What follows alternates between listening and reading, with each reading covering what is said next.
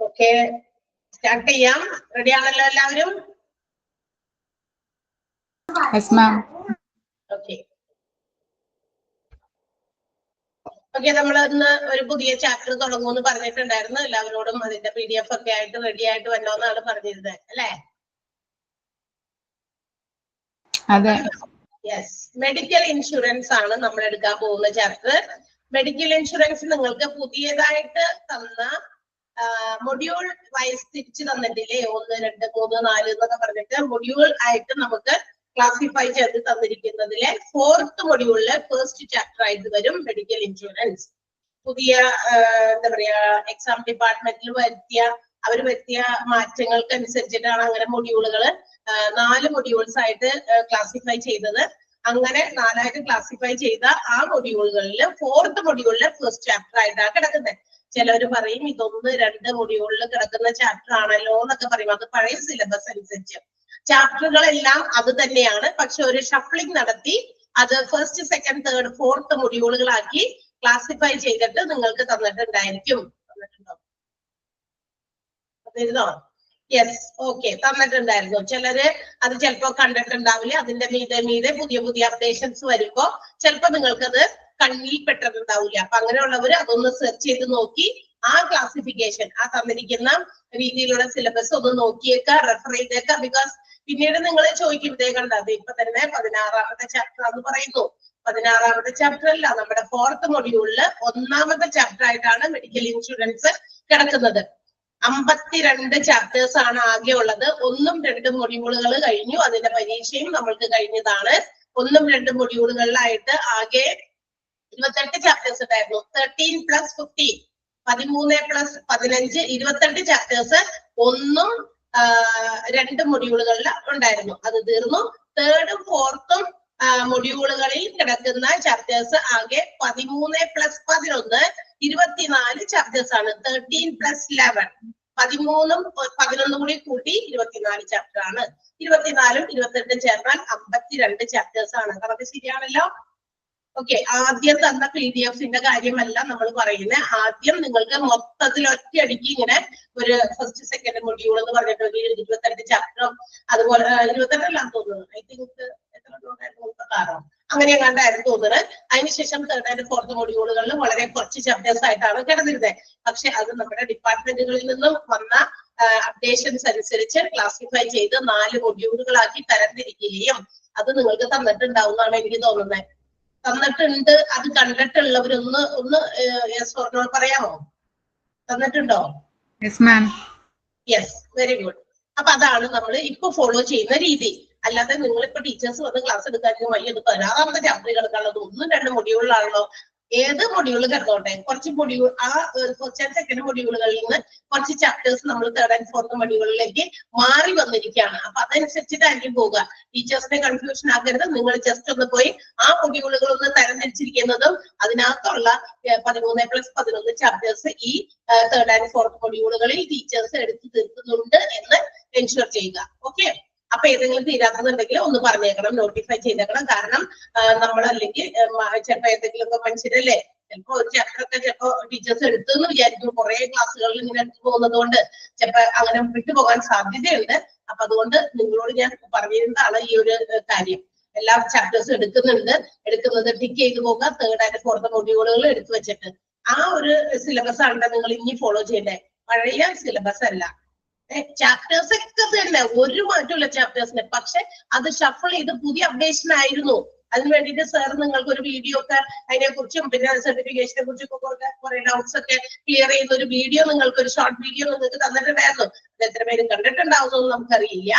അങ്ങനെ കാണാത്തവരും അതുപോലെ തന്നെ മറ്റ് എന്തൊക്കെ ഈ പറയുന്ന അപ്ഡേഷൻസിന്റെ ആ കാര്യങ്ങളൊക്കെ കൃത്യമായിട്ട് ഫോളോ ചെയ്യാത്തവരാണ് സംശയം ചോദിക്കുക. അപ്പൊ അതൊന്ന് ജസ്റ്റ് നിങ്ങളൊന്ന് ഓർത്തിരിക്കണേ, അല്ലെങ്കിൽ നമ്മുടെ ക്ലാസ്സിന്റെ സമയം അങ്ങനെ പോകും.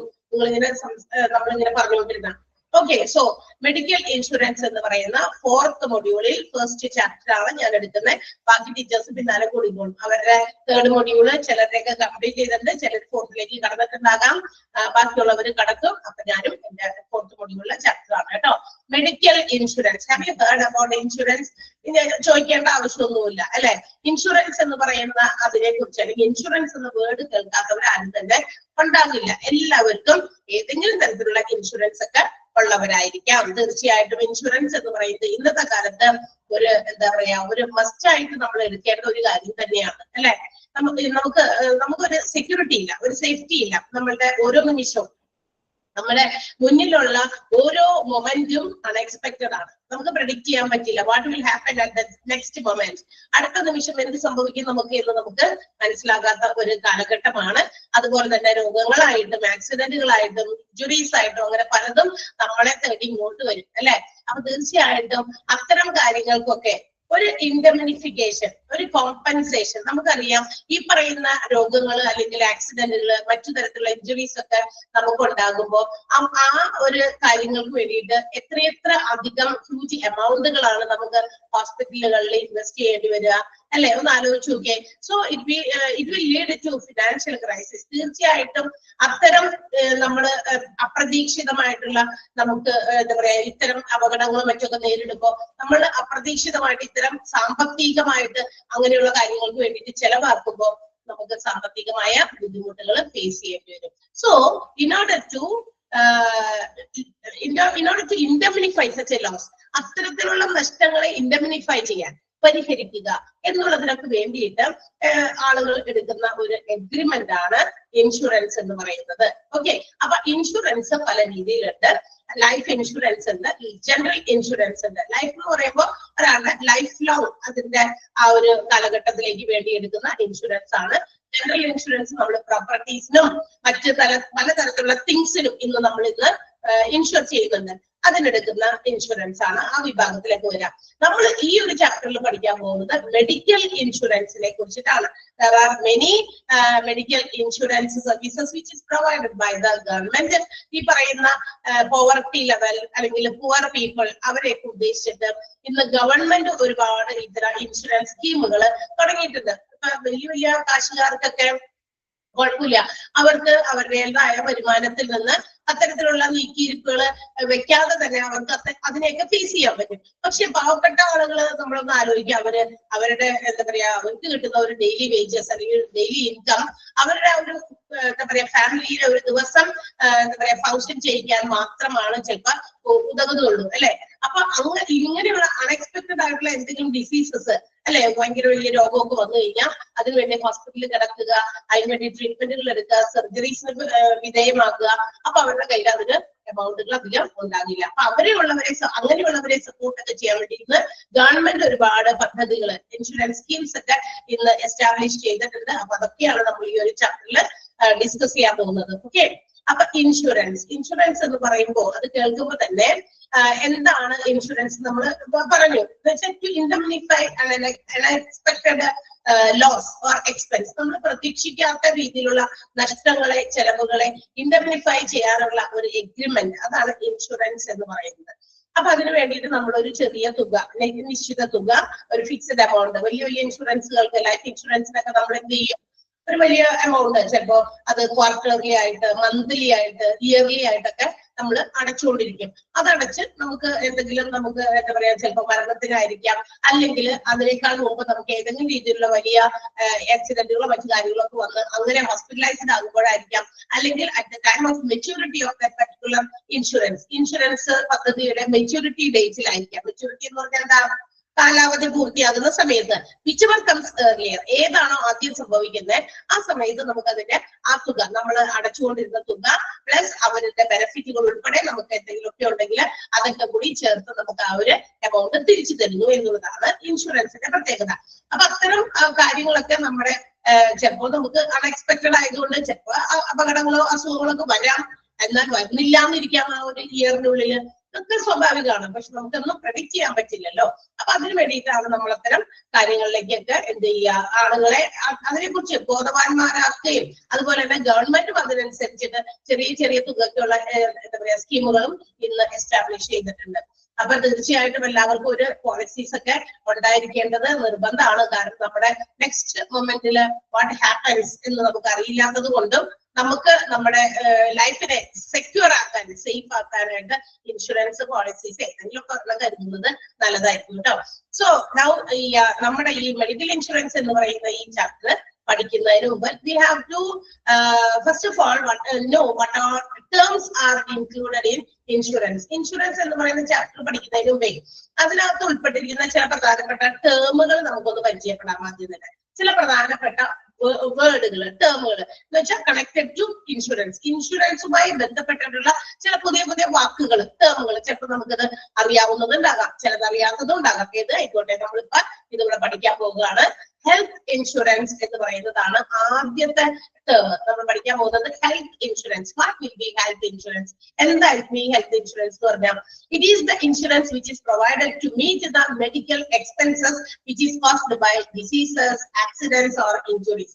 തീർച്ചയായിട്ടും നമുക്കുണ്ടാകുന്ന രോഗങ്ങള്, നമുക്കുണ്ടാകുന്ന എന്താ പറയാ മുറിവുകള്, അത് അല്ലെങ്കിൽ ആക്സിഡന്റുകള്, ഇത് ഇങ്ങനെയുള്ള മെഡിക്കൽ എക്സ്പെൻസുകളെ മീറ്റ് ചെയ്യാൻ വേണ്ടിയിട്ടുള്ള ഇൻഷുറൻസ് പദ്ധതിയെയാണ് നമ്മൾ ഹെൽത്ത് ഇൻഷുറൻസ്, ആരോഗ്യ ഇൻഷുറൻസ് എന്ന് വിളിക്കുക. ക്ലിയർ ആയോ? Health insurance meets your medical expenses caused by diseases and accidents. Clear ആണോ പറഞ്ഞത്? യെസ്. ആ ടേമുകളെ ഞാൻ ഇപ്പോ ഓരോ സെന്റൻസ് ആയിട്ട് പറയുന്നില്ല. ബിക്കോസ് ആ ഫസ്റ്റ് പേജിൽ കാണുന്ന എല്ലാ ടേമുകളും, മെഡിക്കൽ ഇൻഷുറൻസിന്റെ പേജിലെ കാണുന്ന എല്ലാ ടേംസും ഇമ്പോർട്ടന്റ് ആണ്.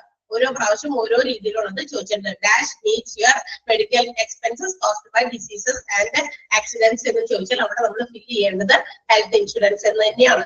ഓക്കെ, അപ്പൊ അതുകൊണ്ട് ആ ടേംസ് എല്ലാം ഇമ്പോർട്ടന്റ് ആണ്. അതുകൊണ്ട് ഞാൻ ഇനി ഓരോന്ന് അണ്ടർലൈൻ ചെയ്യാനായിട്ട് ചിലപ്പോ ഇടയിൽ പറയില്ല. അതുകൊണ്ട് അത് പഠിക്കാനില്ല എന്നല്ല, പഠിക്കാനുണ്ട് എന്ന് തന്നെയാണ്.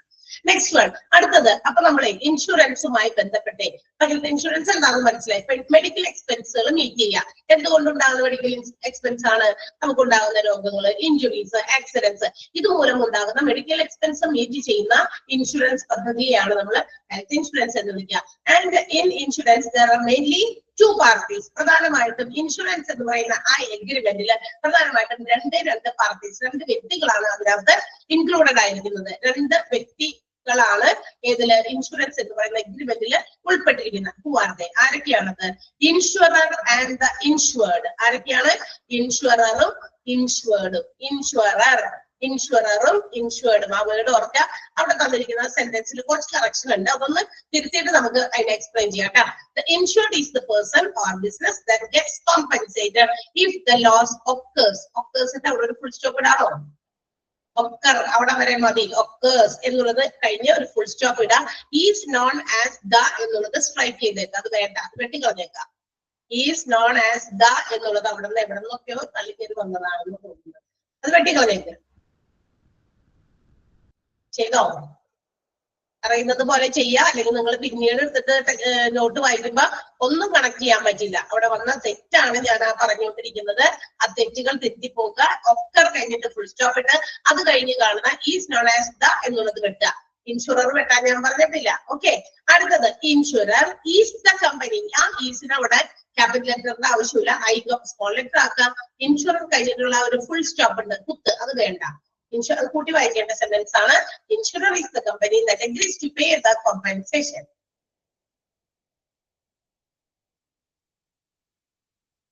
ശരിയാക്കിയോ? ഓക്കെ, അപ്പൊ നമുക്ക് നോക്കാം ആരൊക്കെയാണ് ഇൻഷുറൻസുമായി ബന്ധപ്പെട്ട വ്യക്തികൾ. ആരൊക്കെയാ? ഒന്ന് ഇൻഷുർഡും ഒന്ന് ഇൻഷുററും. ആരാണ് insured? Insured is the person who gets compensated when a loss occur.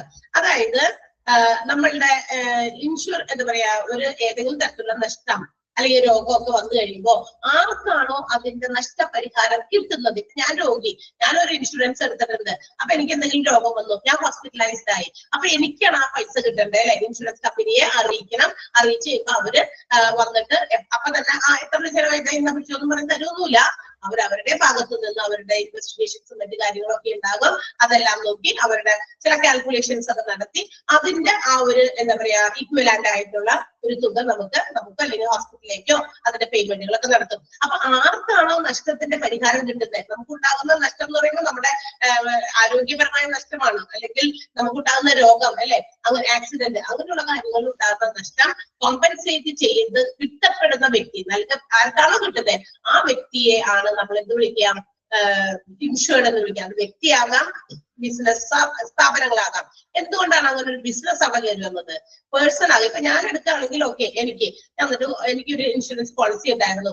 അപ്പൊ എനിക്ക് എന്തെങ്കിലും അസുഖം വന്നു, കുറച്ച് ദിവസം ഹോസ്പിറ്റലൈസ്ഡ് ആയിരുന്നു, ഹ്യൂജ് എമൗണ്ട് ഒക്കെ അവിടെ ഇൻവെസ്റ്റ് ചെയ്യേണ്ടി വന്നു, സർജറിയുടെ പേരിലും മറ്റു ടെസ്റ്റുകൾ എന്നൊക്കെ പേരിലൊക്കെ കുറെ പൈസ ചെലവായി. സോ ഇഫ് യു ആർ എന്താ പറയാ, നമ്മളിത് ഈ കാര്യങ്ങൾ കൺവേയിങ് ടു ദ ഇൻഷുറൻസ്, ഏതെങ്കിലും ഇൻഷുറൻസ് കമ്പനിയെ നമ്മളിത് അറിയിക്കുമ്പോൾ അവർ അതിന്റെ വെരിഫിക്കേഷൻസ് ഒക്കെ നടത്തി അവരുടെ നമ്മൾ ചോദിച്ച കാര്യങ്ങൾ ഡീറ്റെയിൽസ് ഒക്കെ ചെക്ക് ചെയ്ത് എല്ലാം വെരിഫിക്കേഷൻ ഇല്ലാണ്ടൊന്നും കിട്ടില്ല. അപ്പൊ അതൊക്കെ ചെയ്തതിന് ശേഷം നമുക്ക് ചെലവായിരിക്കുന്ന തുക ഹോസ്പിറ്റലുമായിട്ട് ബന്ധപ്പെട്ട് അവര് പേ ചെയ്യും അല്ലെ. അപ്പൊ ആ വ്യക്തിയാണ് നമ്മൾ എന്ത് വിളിക്കുക, ഇൻഷുർഡ് എന്ന് വിളിക്കുക. ഇത് ചില ബിസിനസ് സ്ഥാപനങ്ങളും ഗ്രൂപ്പ് ഓഫ് എംപ്ലോയീസിന്റെ പേരിലും എന്തെടുക്കാറുണ്ട്, ഈ പറയുന്ന ഇൻഷുറൻസ് എടുക്കാറുണ്ട്. അതെന്തിനായിരിക്കാം നോക്കിയാൽ ചില ബിസിനസ് സംരംഭങ്ങളിൽ ജോലി ചെയ്യുന്ന എംപ്ലോയീസ് അവർ ചെയ്യുന്ന ജോലികളെ ചിലപ്പോൾ ഭയങ്കര റിസ്ക് ആയിട്ടുള്ളതായിരിക്കും, ഭയങ്കര റിസ്കി എന്താ പറയാ ജോലികളായിരിക്കും അവർ ഏർപ്പെട്ടിരിക്കുന്നത്. സോ അവർക്ക് ആ ജോലിയുമായിട്ട് ഉണ്ടാകാൻ സാധ്യതകളുള്ള ചിലപ്പോൾ ചില രോഗങ്ങൾ, അല്ലെങ്കിൽ ചില ഇഞ്ചുറീസ്, അല്ലെങ്കിൽ ചില ആക്സിഡന്റ്സ്. ഓക്കെ, അപ്പൊ അങ്ങനെയുള്ള ചിലപ്പോൾ മിക്കവാറും അത് ഒരു ഫാക്ടറി വർക്കേഴ്സിനൊക്കെ ആയിരിക്കും. അപ്പൊ അവരുടെ ലൈഫിന് അത്ര സെക്യൂരിറ്റി കൊടുക്കാൻ വേണ്ടി അവർക്ക് അതിൽ എന്തെങ്കിലുമൊക്കെ രോഗങ്ങൾ ഉണ്ടാകാം. ചിലപ്പോൾ ഈ ഫാക്ടറീസിലൊക്കെ ആകുമ്പോൾ ഒരുപാട് അവിടെ നിന്ന് പുറപ്പെടുന്ന ചിലപ്പോൾ ഗ്യാസും ഫ്യൂംസും ഒക്കെ സ്മെൽ ചെയ്തതുകൊണ്ട്, ഇൻഹേൽ ചെയ്യുന്നതുകൊണ്ട് അവർക്കുണ്ടാകുന്ന പല രോഗങ്ങള്. അപ്പൊ അതിലേക്ക് ചികിത്സിക്കണം. അപ്പൊ അത് അവിടെ ആ അസുഖം വന്നത് ആ ജോലിക്കാരൻ അവിടെ ജോലി ചെയ്യുന്നത് കൊണ്ടാണ്. സോ ആ ഒരു അസുഖങ്ങളൊക്കെ വരുമ്പോ ഈ എംപ്ലോയർ അവരുടെ പേരിൽ എന്ത് ചെയ്തിരിക്കുകയാണ്, ഇതുപോലെയുള്ള ചില ഇൻഷുറൻസ് പോളിസീസ് ഒക്കെ എടുത്താൽ അവരെ ഹോസ്പിറ്റലൈസ്ഡ് ആയി കഴിഞ്ഞാൽ എന്ത് ചെയ്യേണ്ട, എംപ്ലോയറുടെ എന്താ പറയാ ഓർഗനൈസേഷനിൽ നിന്ന് വന്നിരിക്കുന്ന കാര്യങ്ങൾ കൊണ്ടാണ്. അപ്പൊ വീട്ടുകാരൊന്നും അതിന് ഇവരോട് തന്നെ ചോദിക്കുള്ളൂ എന്താണ് എന്തെങ്കിലും ചെയ്യണം, കാരണം നമ്മളെ കൊണ്ട് നിവൃത്തിയൊന്നുമില്ല. അപ്പൊ എംപ്ലോയർ മുൻകൂട്ടി അത്തരം കാര്യങ്ങളൊക്കെ കണ്ടെത്തി എന്ത് ചെയ്യുന്നു, ആ ഗ്രൂപ്പ് ഓഫ് എംപ്ലോയീസിന്റെ പേരിലൊക്കെ ഒരു ഇൻഷുറൻസ് എടുത്തിട്ടുണ്ടായിരിക്കും. അതുകൊണ്ടാണ് അവിടെ ഒരു ബിസിനസ് എന്ന് പറയുന്ന ഒരു പദം കൂടി അവിടെ കയറി വന്നത്. അപ്പൊ ഇൻഷുർഡ് ആരാണ്? Insured is the person or business that gets compensated if any loss occur. ഏതെങ്കിലും തരത്തിലുള്ള നഷ്ടം സംഭവിച്ചാൽ ആ നഷ്ടത്തിന് പരിഹാരം കിട്ടുന്ന വ്യക്തിയോ അല്ലെങ്കിൽ ബിസിനസ് സ്ഥാപനങ്ങളോ ആണ് ഇൻഷുർഡ് എന്ന് വിളിക്കുന്നത്. And who is the insurer? Insurer is the person or the company. Person, it's a firm or a company who pays the compensation. ഈ കോമ്പൻസേഷൻ കൊടുക്കാം എന്ന് അല്ലെങ്കിൽ കൊടുക്കാമെന്ന് എഗ്രി ചെയ്യുന്ന, കരാറ് വയ്ക്കുന്ന ആ സ്ഥാപനം അല്ലെങ്കിൽ കമ്പനി, അതിനെയാണ് നമ്മൾ ഇൻഷുറർ എന്ന് വിളിക്കുക. ഒബ്വിയസ്ലി അത് ഇൻഷുറൻസ് കമ്പനിയാണ് എന്നറിയാലോ അല്ലെ. അപ്പൊ ഇൻഷുറൻസ് കമ്പനിയല്ലേ അത് കൊടുക്കേണ്ടത്? തീർച്ചയായിട്ടും. ഓക്കെ, അപ്പൊ രണ്ടും മനസ്സിലായല്ലോ. ഹെൽത്ത് ഇൻഷുറൻസ് മനസ്സിലായി, ഇൻഷുർഡ്, ഇൻഷുറർ ഒക്കെ ഓക്കെ അല്ലെ. അടുത്ത ടേം ആണ്, വീണ്ടും ആ ടേമില് ഒരു എന്താ പറയാ ഒരു ചെറിയ കറക്ഷൻ ഉണ്ട്, ഒന്ന് എഴുതി വെക്കാം ആദ്യം തന്നെ. The money that is paid by the insured to the insurer is called premium എന്ന് എഴുതി വെക്കാം കേട്ടാ.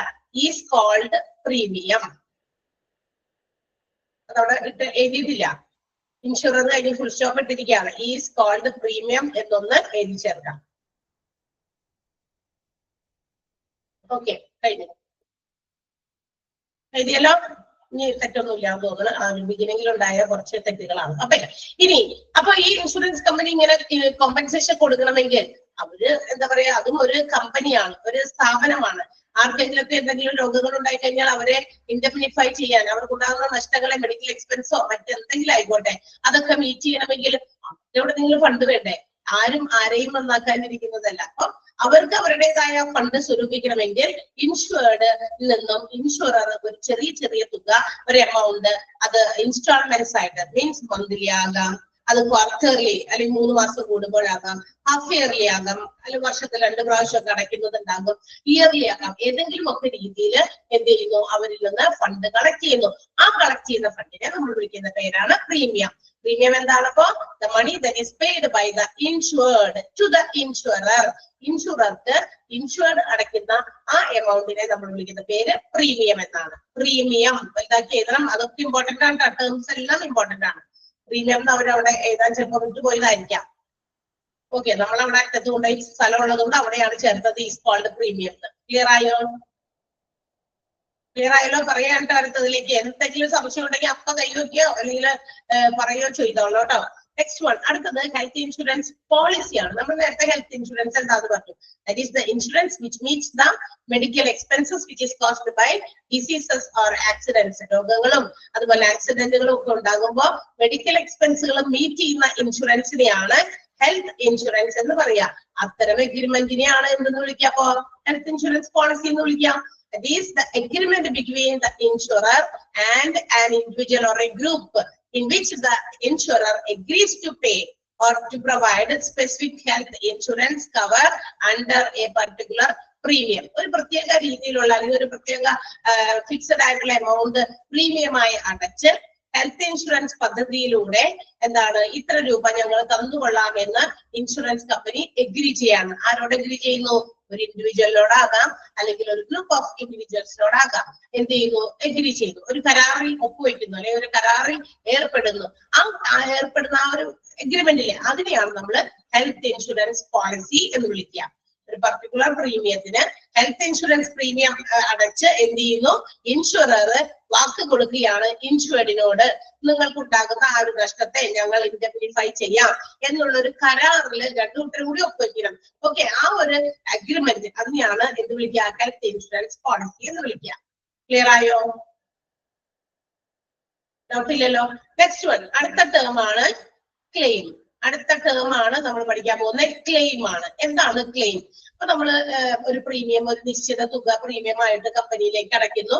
നമുക്കുണ്ടാകുന്ന ഏതെങ്കിലും തരത്തിലുള്ള ഹോസ്പിറ്റലൈസ്ഡ് ആകുന്ന കേസുകളോ അല്ലെങ്കിൽ ഇതൊന്നും ആയില്ല, ഏതെങ്കിലും ഒരു മെച്യൂരിറ്റി പീരീഡില് ഒരു മെച്യൂരിറ്റി പീരീഡ് ഉണ്ടാവും. 10 വർഷത്തേക്ക് എടുക്കുന്ന പോളിസി ഉണ്ട്, 5 വർഷം കൊണ്ട് തീരുന്ന പോളിസീസ് ഉണ്ട്.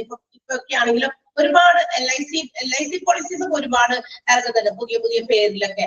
അതായത് ഇപ്പൊ ആളുകൾക്കൊന്നും കാശിന് വലിയ പഞ്ഞൊന്നും ഇല്ലാത്തതുകൊണ്ട് ഇങ്ങനത്തെ പോളിസീസ് ഒക്കെ നമ്മൾ ചേർന്നിടുന്നത് വളരെ സെക്യൂർഡ് ആക്കാൻ വേണ്ടിയിട്ടാണ്. നമ്മളെ തന്നെ സെക്യൂർഡ് ആക്കാൻ, നമ്മളെ സംരക്ഷിക്കാൻ നമ്മൾ മാത്രമേ ഉണ്ടാവുള്ളൂ, ആരും ഉണ്ടാവൂല അല്ലെ. എല്ലാവരെയും നമ്മൾ സംരക്ഷിക്കും, നമുക്കും കൂടി ഒരു സംരക്ഷണം വേണ്ടേ. അപ്പൊ ഇതുപോലെയുള്ള പോളിസീസ് ഒക്കെ ഇത് ഇങ്ങനെ ഒരു പരിധി വരെയൊക്കെ നമ്മളെ ഹെൽപ്പ് ചെയ്യുന്നുണ്ട്. അപ്പൊ നമ്മളുടെ ഇല്ലായ്മയിൽ, നമ്മുടെ ആക്സിഡൻസിൽ എന്താ പറയാ ഫാമിലിക്കും മറ്റും ഉണ്ടാകുന്ന നഷ്ടത്തെയൊക്കെ ഒരു ഇച്ചിരിയെങ്കിലും ആശ്വസിപ്പിക്കാനായിട്ട് അത്തരം LIC പോളിസീസ് ഒക്കെ ചിലപ്പോൾ ഹെൽപ്പ് ചെയ്യും. അപ്പൊ അതുകൊണ്ട് എന്താണ് ഈ പറയുന്ന ഒരു പോളിസീസ് ഒക്കെ നമ്മൾ നിശ്ചിത തുക വെച്ച് അടയ്ക്കുന്നു. മാസത്തിലാകാം, നേരത്തെ പറഞ്ഞതുപോലെ ക്വാർട്ടർലി ആകാം, ഹാഫ് ഇയർലി ആകാം. അത് it depends upon the terms and conditions of the policy. പോളിസിയുടെ ടേംസ് ആൻഡ് കണ്ടീഷൻസിനെ ഡിപ്പെൻഡ് ചെയ്തായിരിക്കും നമ്മൾ പ്രീമിയം അടയ്ക്കേണ്ട കാര്യങ്ങളൊക്കെ ഉണ്ടാകുക. അത് ഓരോന്നിനും ഓരോ രീതിയിലായിരിക്കും. അപ്പൊ അങ്ങനെയുള്ള പ്രീമിയം ഒക്കെ അടച്ചു. ഇത് നമ്മൾ ഒരു പോളിസി ഒക്കെ എടുത്തു, നമ്മൾ അടച്ചുകൊണ്ടിരിക്കുകയാണ്. And when a particular accident or incident occurs, നമുക്കുണ്ടാകുന്ന ഏതെങ്കിലും തരത്തിലുള്ള നഷ്ടമോ അല്ലെങ്കിൽ മറ്റു കാര്യങ്ങളൊക്കെ എന്തോ ഉണ്ടാകുമ്പോൾ we must have to request it to the company. നമ്മൾ എന്ത് ചെയ്യണം? ഒരു റിക്വസ്റ്റ് കമ്പനിയോട് നടത്തണം. ഞാൻ ഇങ്ങനെ ഒരു ആക്സിഡന്റ് പറ്റി ഹോസ്പിറ്റലൈസ്ഡ് ആണ്, എനിക്ക് ക്ലെയിം ഉണ്ട്, സോ എന്താന്ന് വെച്ചാൽ വേഗം ചെയ്യണം. കാരണം എനിക്ക് അതിന് ഇൻവെസ്റ്റ് ചെയ്യാൻ എമൗണ്ട് കൊടുക്കണം. എന്താ പറയാ, ഹോസ്പിറ്റൽസ് ആണെങ്കിൽ എന്താന്ന് ആരെങ്കിലും ഒരു കൂട്ടർ പറയണം, അല്ലെങ്കിൽ പേഷ്യന്റ് ഹിംസെൽഫ് പറയണം, ക്യാഷ് ഉണ്ട്, റെഡിയാണ്, ഓക്കെ വേഗം ട്രീറ്റ്മെന്റ് തുടങ്ങിക്കോ. പേഷ്യന്റിന്റെ റിലേറ്റീവ്സ് അടുത്തുള്ളവരൊക്കെ ആണെങ്കിൽ പെട്ടെന്ന് അത് അറിയിക്കുക. അല്ലെങ്കിൽ അതായത് ക്ലെയിം ഉള്ള ആളാണ്, സോ വേഗം തന്നെ ഇൻഷുറൻസ് കമ്പനിയെ അറിയിച്ച് അവിടെ നിന്ന് ഒരു യെസ് ഓർ നോ കിട്ടണം. എന്നാൽ മാത്രമേ ഇവിടെ ട്രീറ്റ്മെന്റ് സ്റ്റാർട്ട് ചെയ്യാൻ പറ്റുള്ളൂ എന്നുള്ള കണ്ടീഷൻസ് ആണ് ഹോസ്പിറ്റൽസിന്. അവിടുത്തെ കാര്യങ്ങളൊക്കെ മുറപോലെ അങ്ങനെ നടക്കുള്ളൂ. അപ്പൊ അതുകൊണ്ട് we must have to make some request to the insurance company in case of any loss occurred. നമ്മൾ ഒരു പോളിസി എടുത്തിട്ടുണ്ടെങ്കിൽ അത്തരം പോളിസിയുടെ ആ കവറേജിനകത്ത് കൊണ്ട് നമുക്കുണ്ടാകുന്ന നഷ്ടത്തെ ഇൻഡെംനിഫൈ ചെയ്യാൻ വേണ്ടി ഇൻഷുറൻസ് കമ്പനിയോട് നടത്തുന്ന റിക്വസ്റ്റ്, അതിനെയാണ് ക്ലെയിം എന്ന് പറയുന്നത്. എനിക്കൊരു പോളിസി ഉണ്ട്, ഞാൻ എന്തെങ്കിലും ഒരു ആക്സിഡന്റിൽ പെട്ടു, അപ്പൊ ഹോസ്പിറ്റലൈസ്ഡ് ആയി, അപ്പൊ ഞാൻ എന്ത് ചെയ്യണം? അറിയിക്കണം. അല്ലാണ്ട് അവർക്ക് അറിയാൻ പറ്റുമോ? അവരെപ്പോഴും നമ്മുടെ പിന്നാലെ ഉണ്ടോ? ഇല്ല, നമ്മൾ അവരെ അറിയിക്കലാണ്. ആ അറിയിക്കൽ തന്നെയാണ് എന്ത് ക്ലെയിം എന്ന് പറയുന്നത്. അവരെന്തിനാ നമ്മൾ അറിയിക്കുന്നത്? എനിക്ക് ആക്സിഡന്റ് പറ്റിയിട്ട് വേഗം ഹോസ്പിറ്റലിലേക്ക് ഓറഞ്ച് ആപ്പിലൊക്കെ ആയിട്ട് വരാൻ വേണ്ടിയിട്ടാണോ? തീർച്ചയായിട്ടും അല്ല. ഇൻഷുറൻസ് കമ്പനിയെ നമ്മൾ വിവരം അറിയിക്കുന്നുണ്ടെങ്കിൽ നമ്മളുടെ എന്താ പറയാ നമുക്ക് തരാനുള്ള കാശ് എത്രയും പെട്ടെന്ന് നിങ്ങൾ തന്നേക്ക്, അത് ഹോസ്പിറ്റലിൽ ഇത്രയൊക്കെ ചെലവുകളൊക്കെ വരുന്നുണ്ട് എന്നുള്ളത്, ആ ഒരു റിക്വസ്റ്റിനെയാണ് നമ്മൾ എന്ത് വിളിക്കുക? ക്ലെയിം എന്ന് വിളിക്കാം. അപ്പൊ claim is a person's request for the payment by an insurer of a loss covered by a policy. ഒരു പോളിസി കവർ ചെയ്യേണ്ട നഷ്ടത്തെ തരാൻ പറഞ്ഞുകൊണ്ട് ഇൻഷുററിനോട്, അതായത് ഇൻഷുറൻസ് കമ്പനിയോട് ഇൻഷുർഡ് നടത്തുന്ന ഒരു റിക്വസ്റ്റ്, ഇത് പൈസ കിട്ടണം എന്നുള്ള ആ ഒരു റിക്വസ്റ്റ് ആണ് ക്ലെയിം എന്ന് പറയുന്നത്. And claim is classified into two. രണ്ട് തരത്തിലുള്ള ക്ലെയിം ഉണ്ട്. ഒന്ന് ഫസ്റ്റ് പാർട്ടി ക്ലെയിമും ഒന്ന് തേർഡ് പാർട്ടി ക്ലെയിം. ക്ലെയിം ഏതൊക്കെയാണ്? ഫസ്റ്റ് പാർട്ടി ക്ലെയിമും തേർഡ് പാർട്ടി ക്ലെയിമും ആണ്. രണ്ട് തരത്തിലുള്ള ക്ലെയിം. മനസ്സിലാകുന്നുണ്ടല്ലോ അല്ലെ? മനസ്സിലാകുന്നത് കൊണ്ടാണ് ഞാൻ വീണ്ടും വീണ്ടും ഇങ്ങനെ ചോദിച്ചു നിർത്താത്തത്. ഇതൊക്കെ വലിയ കുഴപ്പമില്ലാത്ത ചാപ്റ്ററാണ്. ഐ തിങ്ക് ഇൻട്രസ്റ്റിംഗ് ആയിട്ടുള്ള ചാപ്റ്ററുമാണ് ഇൻഷുറൻസ് അല്ലെ. എല്ലാവർക്കും ഫെമിലിയർ ആയിട്ടുള്ള ടോപ്പിക്കുമാണ്. അതുകൊണ്ടാണ് ഞാൻ അധികം അവിടെ കിടന്ന് ബലം പിടിക്കാത്തത്. ഓക്കെ, ഇനി നമുക്ക് നോക്കാം what is first party claim and third party claim. ഇതൊക്കെ എന്റെക്കാൾ കൂടുതൽ ഭംഗിയായി സംസാരിക്കാൻ പറ്റിയ ആൾക്കാർ ചിലപ്പോൾ ഇവിടെ ആരെങ്കിലും ഒക്കെ ഇരിക്കണ്ടാവും കേട്ടോ. വേണമെങ്കിൽ പറയിപ്പിക്കാമായിരുന്നു, പക്ഷെ നമുക്ക് സമയം പോകും. അതുകൊണ്ടാണ് അവസാനം നമുക്ക് എന്നേക്കാൾ കൂടുതൽ നമുക്ക് അറിയുമെന്ന് നോക്കാം. ഈ ചാപ്റ്റർ തീർന്നേയും ആരെക്കൊണ്ടെങ്കിലും നമുക്കൊന്ന് ചോദിക്കാം എന്താണ് നമുക്ക് ഈ ഒരു ചാപ്റ്ററിൽ നിന്ന് ക്ലിയർ ആയത്. എനിക്ക് അതിനേക്കാൾ കൂടുതൽ നിങ്ങൾക്ക് അറിയാവുന്ന ചില ഇൻഷുറൻസുമായി ബന്ധപ്പെട്ട കാര്യങ്ങളൊക്കെ ഉണ്ടെങ്കിൽ നമുക്കൊന്ന് ഷെയർ ചെയ്യാൻ അന്നേരം ചോദിക്കാം. സോ ഇപ്പൊ നമുക്ക് ഫസ്റ്റ് പാർട്ടി ക്ലെയിം എന്താന്ന് നോക്കാം. ഫസ്റ്റ് പാർട്ടി ക്ലെയിം എന്താ? അതായത് ഒരു ഇൻഷുറൻസ് കമ്പനിയോട്, നമ്മളുടെ ഇൻഷുറൻസ് കമ്പനിയോട് ഞാൻ തന്നെ എന്റെ ക്ലെയിം വെക്കുന്നു. ഞാനിപ്പോ ഒരു വണ്ടി ഓടിച്ചു പോകുന്നു, എവിടെയെങ്കിലും പോയിട്ട് മറിഞ്ഞു മുതി വീണ് എന്ത് ചെയ്തു, എനിക്ക് എന്തെങ്കിലുമൊക്കെ പറ്റി, ചിലപ്പോ കാലുകൊടിയോ കയ്യൊടിയോ ഒക്കെ, കൈയൊക്കെ കുത്തിയൊക്കെ വീഴാണെങ്കിൽ കയ്യൊക്കെ ഒടിയോല്ലോ. സോ ഹോസ്പിറ്റലൈസ്ഡ് ആക്കി എന്ന് വിചാരിക്കാം. ഹോസ്പിറ്റലിൽ കുറച്ച് ചെലവുകളൊക്കെ വന്നു. ഇപ്പൊ കൈക്കൊക്കെ വല്ല എന്തെങ്കിലുമൊക്കെ അധികമായിട്ടൊക്കെ പറ്റിയിട്ടുണ്ടെങ്കിൽ കുറച്ച് സർജറിയോ അങ്ങനെയൊക്കെ, അപ്പൊ എനിക്ക് ഫണ്ടൊക്കെ ചിലപ്പോൾ ആവശ്യം വന്നു. അപ്പൊ തന്നെ എന്ത് ചെയ്യും, വിളിച്ചിട്ട് പറയണം, ഇൻഷുറൻസ് കമ്പനിയെ അറിയിക്കണം നമ്മളോ അല്ലെങ്കിൽ നമ്മുടെ തൊട്ടടുത്തുള്ള അതുമായി ബന്ധപ്പെട്ട ആൾക്കാര് ഒന്ന് വേഗം അറിയിച്ച് ചെയ്യുമ്പോ അപ്പൊ ഞാൻ എന്റെ ഇൻഷുറൻസ് കമ്പനിയോട് ഞാൻ തന്നെ എന്റെ റിക്വസ്റ്റ് വെക്കുകയാണ്. എന്തിനു വേണ്ടിയിട്ട്? ആ പേയ്മെന്റ് കൊടുക്കാൻ വേണ്ടി, തരാൻ വേണ്ടിയിട്ട് അല്ലെ. അതിനെയാണ് ഫസ്റ്റ് പാർട്ടി ക്ലെയിം എന്ന് പറയുന്നത്. ഞാൻ എന്റെ ഇൻഷുറൻസ് കമ്പനി എനിക്ക് തരുന്ന claim, that's called first party claim. എന്നാൽ what is third party claim എന്ന് നോക്കാം നമുക്ക്. കുറച്ചൊന്ന് ശ്രദ്ധിച്ചിരിക്കണോണ്ട് എന്തെങ്കിലും തെറ്റുണ്ടെങ്കിൽ പറയണം.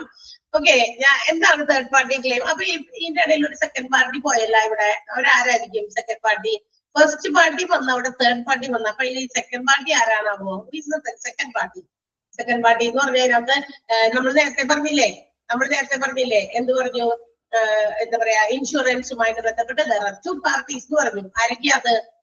ഇൻഷുർഡും ഇൻഷുററും. Insured is the first party, insurer എന്ന് പറയുന്നത് സെക്കൻഡ് പാർട്ടിയാണ്. ഇവിടെ ആ ഒരു ക്ലെയിം വരില്ല. കാരണം ക്ലെയിം ചോദിക്കേണ്ടത് ആരാ?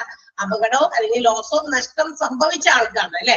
അപ്പൊ അതുകൊണ്ട് ഫസ്റ്റ് പാർട്ടിയാണ് ക്ലെയിം ചെയ്യുന്നത്. ഇനി തേർഡ് പാർട്ടി എന്താന്ന് പറയാം, ഈ ചില സാധനങ്ങളൊക്കെ നമ്മൾ പർച്ചേസ് ചെയ്യുന്നത് അതിനകത്ത് തേർഡ് പാർട്ടി ക്ലെയിം കൂടി ഇൻക്ലൂഡ് ചെയ്തിട്ടായിരിക്കും നമ്മൾ എന്ത് ചെയ്യുക, ഇൻഷുറൻസ് എടുക്കുക. ഏറ്റവും നല്ല ഉദാഹരണം ഐ തിങ്ക് വണ്ടികളാണ്, വെഹിക്കിൾസ് ആണ് എന്ന് തോന്നുന്നു. അതായത് ഞാൻ നേരത്തെ പറഞ്ഞ ഉദാഹരണത്തില് ഞാൻ തന്നെ പോയി എവിടെയെങ്കിലും മറിഞ്ഞു കുത്തി വീണിട്ട് എനിക്കുണ്ടായ അപകടം, ഞാൻ ക്ലെയിമിന് വേണ്ടി എന്റെ ഇൻഷുറൻസ് കമ്പനിയെ ബന്ധപ്പെടുന്നു, ക്ലെയിം ചോദിച്ചു. അത് ഫസ്റ്റ് പാർട്ടി ക്ലെയിം. അവിടെ വരെ ഓക്കെ ആണല്ലോ? അവിടെ വരെ എന്തെങ്കിലും ഡൗട്ട് ഉണ്ടാകുന്നെങ്കിലും? ഇല്ലല്ലോ? Yes, okay. അപ്പൊ ഇല്ലേ, ഇനി തേർഡ് പാർട്ടി പറയാം. ഓക്കെ, ഞാൻ ഈ വണ്ടി ഓടിച്ചു പോകുന്നു. ഓക്കെ, ഞാൻ ചെന്നിട്ട് ഏതെങ്കിലും ഒരു എന്താ പറയാ മറ്റാരുടെയെങ്കിലും വണ്ടിയൊക്കെ അവിടെ എന്തെങ്കിലും പാർക്ക് ചെയ്യോ ഇരിക്കണ്ടായിരുന്നു. ഞാൻ എവിടെ നിന്നൊക്കെയോ ലക്ഷ്യം തെറ്റിച്ചെന്ന് ഇതുമ ചെന്ന് ഇടിച്ചു. അതും മറിഞ്ഞു വീണു, എന്റേതും മറിഞ്ഞു വീണു, വണ്ടി മറിഞ്ഞു വീണു. അപ്പൊ ആ വണ്ടിക്ക് എന്തൊക്കെയോ പറ്റി, എന്റെ വണ്ടിക്കും ചിലപ്പോൾ എന്തൊക്കെയോ പറ്റിയിട്ടുണ്ടായിരിക്കും. സോ ഞാൻ എന്റെ വണ്ടി കൊണ്ടുപോയി ഇടിച്ച് മറ്റൊരു പ്രോപ്പർട്ടി, മറ്റൊരാളുടെ പ്രോപ്പർട്ടിയിൽ കൊണ്ടുപോയി ഇടിച്ചിട്ട് അതിനും കേടുപാടുകൾ സംഭവിച്ചു. അപ്പൊ എന്റെ ഇൻഷുറൻസ് കമ്പനി എന്ത് ചെയ്യണം പറയാം, രണ്ട് ക്ലെയിം കൊടുക്കണം. ഒന്ന് എനിക്കും, ഒന്ന് ഞാൻ മൂലം മറ്റൊരാളുടെ വണ്ടിക്കുണ്ടായ കേടുപാടുകൾ നീക്കാൻ വേണ്ടി അവിടേക്കും. അപ്പൊ നമ്മൾ വണ്ടി വാഹനമൊക്കെ ഓടിച്ചുകൊണ്ട് നടക്കാൻ വേണ്ടിയിട്ട് വാങ്ങിക്കുന്നവരാ. അപ്പൊ തീർച്ചയായിട്ടും എവിടെയെങ്കിലൊക്കെ കുത്തിക്കയറ്റുമെന്ന് കമ്പനിക്ക് നേരത്തെ കൂട്ടി ബോധ്യമുള്ളത് കൊണ്ട് ഈ രണ്ട് ക്ലെയിംസുമാണ് എന്ത് ചെയ്യുക, വണ്ടികൾക്ക് പ്രൊവൈഡ് ചെയ്യുന്നത്. അപ്പൊ തേർഡ് പാർട്ടിക്കും കൊടുക്കണം. ചിലപ്പോ നമ്മൾ കൊണ്ടുപോയി ഇടിച്ചിട്ട് ചിലപ്പോ ആരെങ്കിലും മെത്തായിരിക്കാം. അപ്പൊ അവരും ഉരുണ്ട് പെരഞ്ഞു വീണു, അവർക്കും എന്തെങ്കിലുമൊക്കെ പറ്റി. അപ്പൊ ആൾക്ക് എന്തെങ്കിലുമൊക്കെ ഇഞ്ചുറീസ് സംഭവിച്ചിട്ടുണ്ടെങ്കിൽ, ഹോസ്പിറ്റലൈസ്ഡ് ആയിട്ടുണ്ടെങ്കിൽ ആൾക്കും അതിന്റെ ചെലവുകൾക്ക് മീറ്റ് ചെയ്യാനുള്ളത് കൊടുക്കണ്ടേ? സോ എന്റെ ഇൻഷുറൻസ് കമ്പനി അവർക്കും കൊടുക്കണം, എനിക്ക് തന്നെ. അപ്പൊ മറ്റൊരാളുടെ ഇൻഷുറൻസ് കമ്പനിയിൽ വേറൊരാൾ നടത്തുന്ന എന്താണ് ക്ലെയിമിനെയാണ് നമ്മള് തേർഡ് പാർട്ടി ക്ലെയിം എന്ന് പറയാം. ക്ലിയർ ആയോ? എക്സാമ്പിൾ പറഞ്ഞിട്ട് ക്ലിയർ ആയിട്ടുണ്ടാവോ? മനസ്സിലായില്ലേ? എന്തെങ്കിലും സംശയം ഉണ്ടോ? ഇല്ലല്ലോ? ഇനി നമുക്ക് അവിടെ ഇതിരിക്കുന്നത് വായിക്കാം. Claims made by one person against another person's company. ഒരാള് മറ്റൊരാളുടെ കമ്പനിയിലേക്ക് നടത്തുന്ന ക്ലെയിം. തീർച്ചയായിട്ടും ഞാൻ കൊണ്ടുപോയി ആരെങ്കിലും മേത്തിടിച്ച് ഞങ്ങൾ രണ്ടും ഇടിഞ്ഞൊഴിഞ്ഞ് വീണു, ആൾക്കും എന്തൊക്കെയോ സംഭവിച്ചു, ആരെയൊന്നും അറിയില്ല കേട്ടോ. അപ്പൊ എന്ത് ചെയ്തു? അവരും ക്ലെയിം ചെയ്യും, എനിക്കിത് ഇന്നതൊക്കെ പറ്റിയിട്ട്. തീർച്ചയായിട്ടും വെറുതെ ഒന്ന് തൊട്ടാൽ മതി, അപ്പൊ തന്നെ ഉരുട്ട് വീണിട്ട് എന്തായാലും ഇന്നത്തെ കാലത്ത് അങ്ങനെയാണ് അല്ലെ. അപ്പൊ അവരും എന്ത് ചെയ്യും? ഒന്നും പറ്റിയില്ലെങ്കിൽ ചിലപ്പോ ഹോസ്പിറ്റലൈസ്ഡ് ആയി പോകും ചെന്നിട്ട്, ഇങ്ങനെ പറ്റിയ അപകടമാണ്. നമുക്ക് ക്ലെയിം ഉണ്ടെങ്കിൽ തീർച്ചയായിട്ടും തേർഡ് പാർട്ടി ക്ലെയിം ഒക്കെ ഉണ്ടെങ്കിൽ നമുക്ക് വലിയ നഷ്ടങ്ങൾ സംഭവിക്കില്ല. അല്ലെങ്കിൽ എന്ത് ചെയ്യണം? നമ്മൾ ആ പൈസ അവരുടെ ചെലവുകളും മീറ്റ് ചെയ്യണം, നമ്മളുടെയും മീറ്റ് ചെയ്യണം.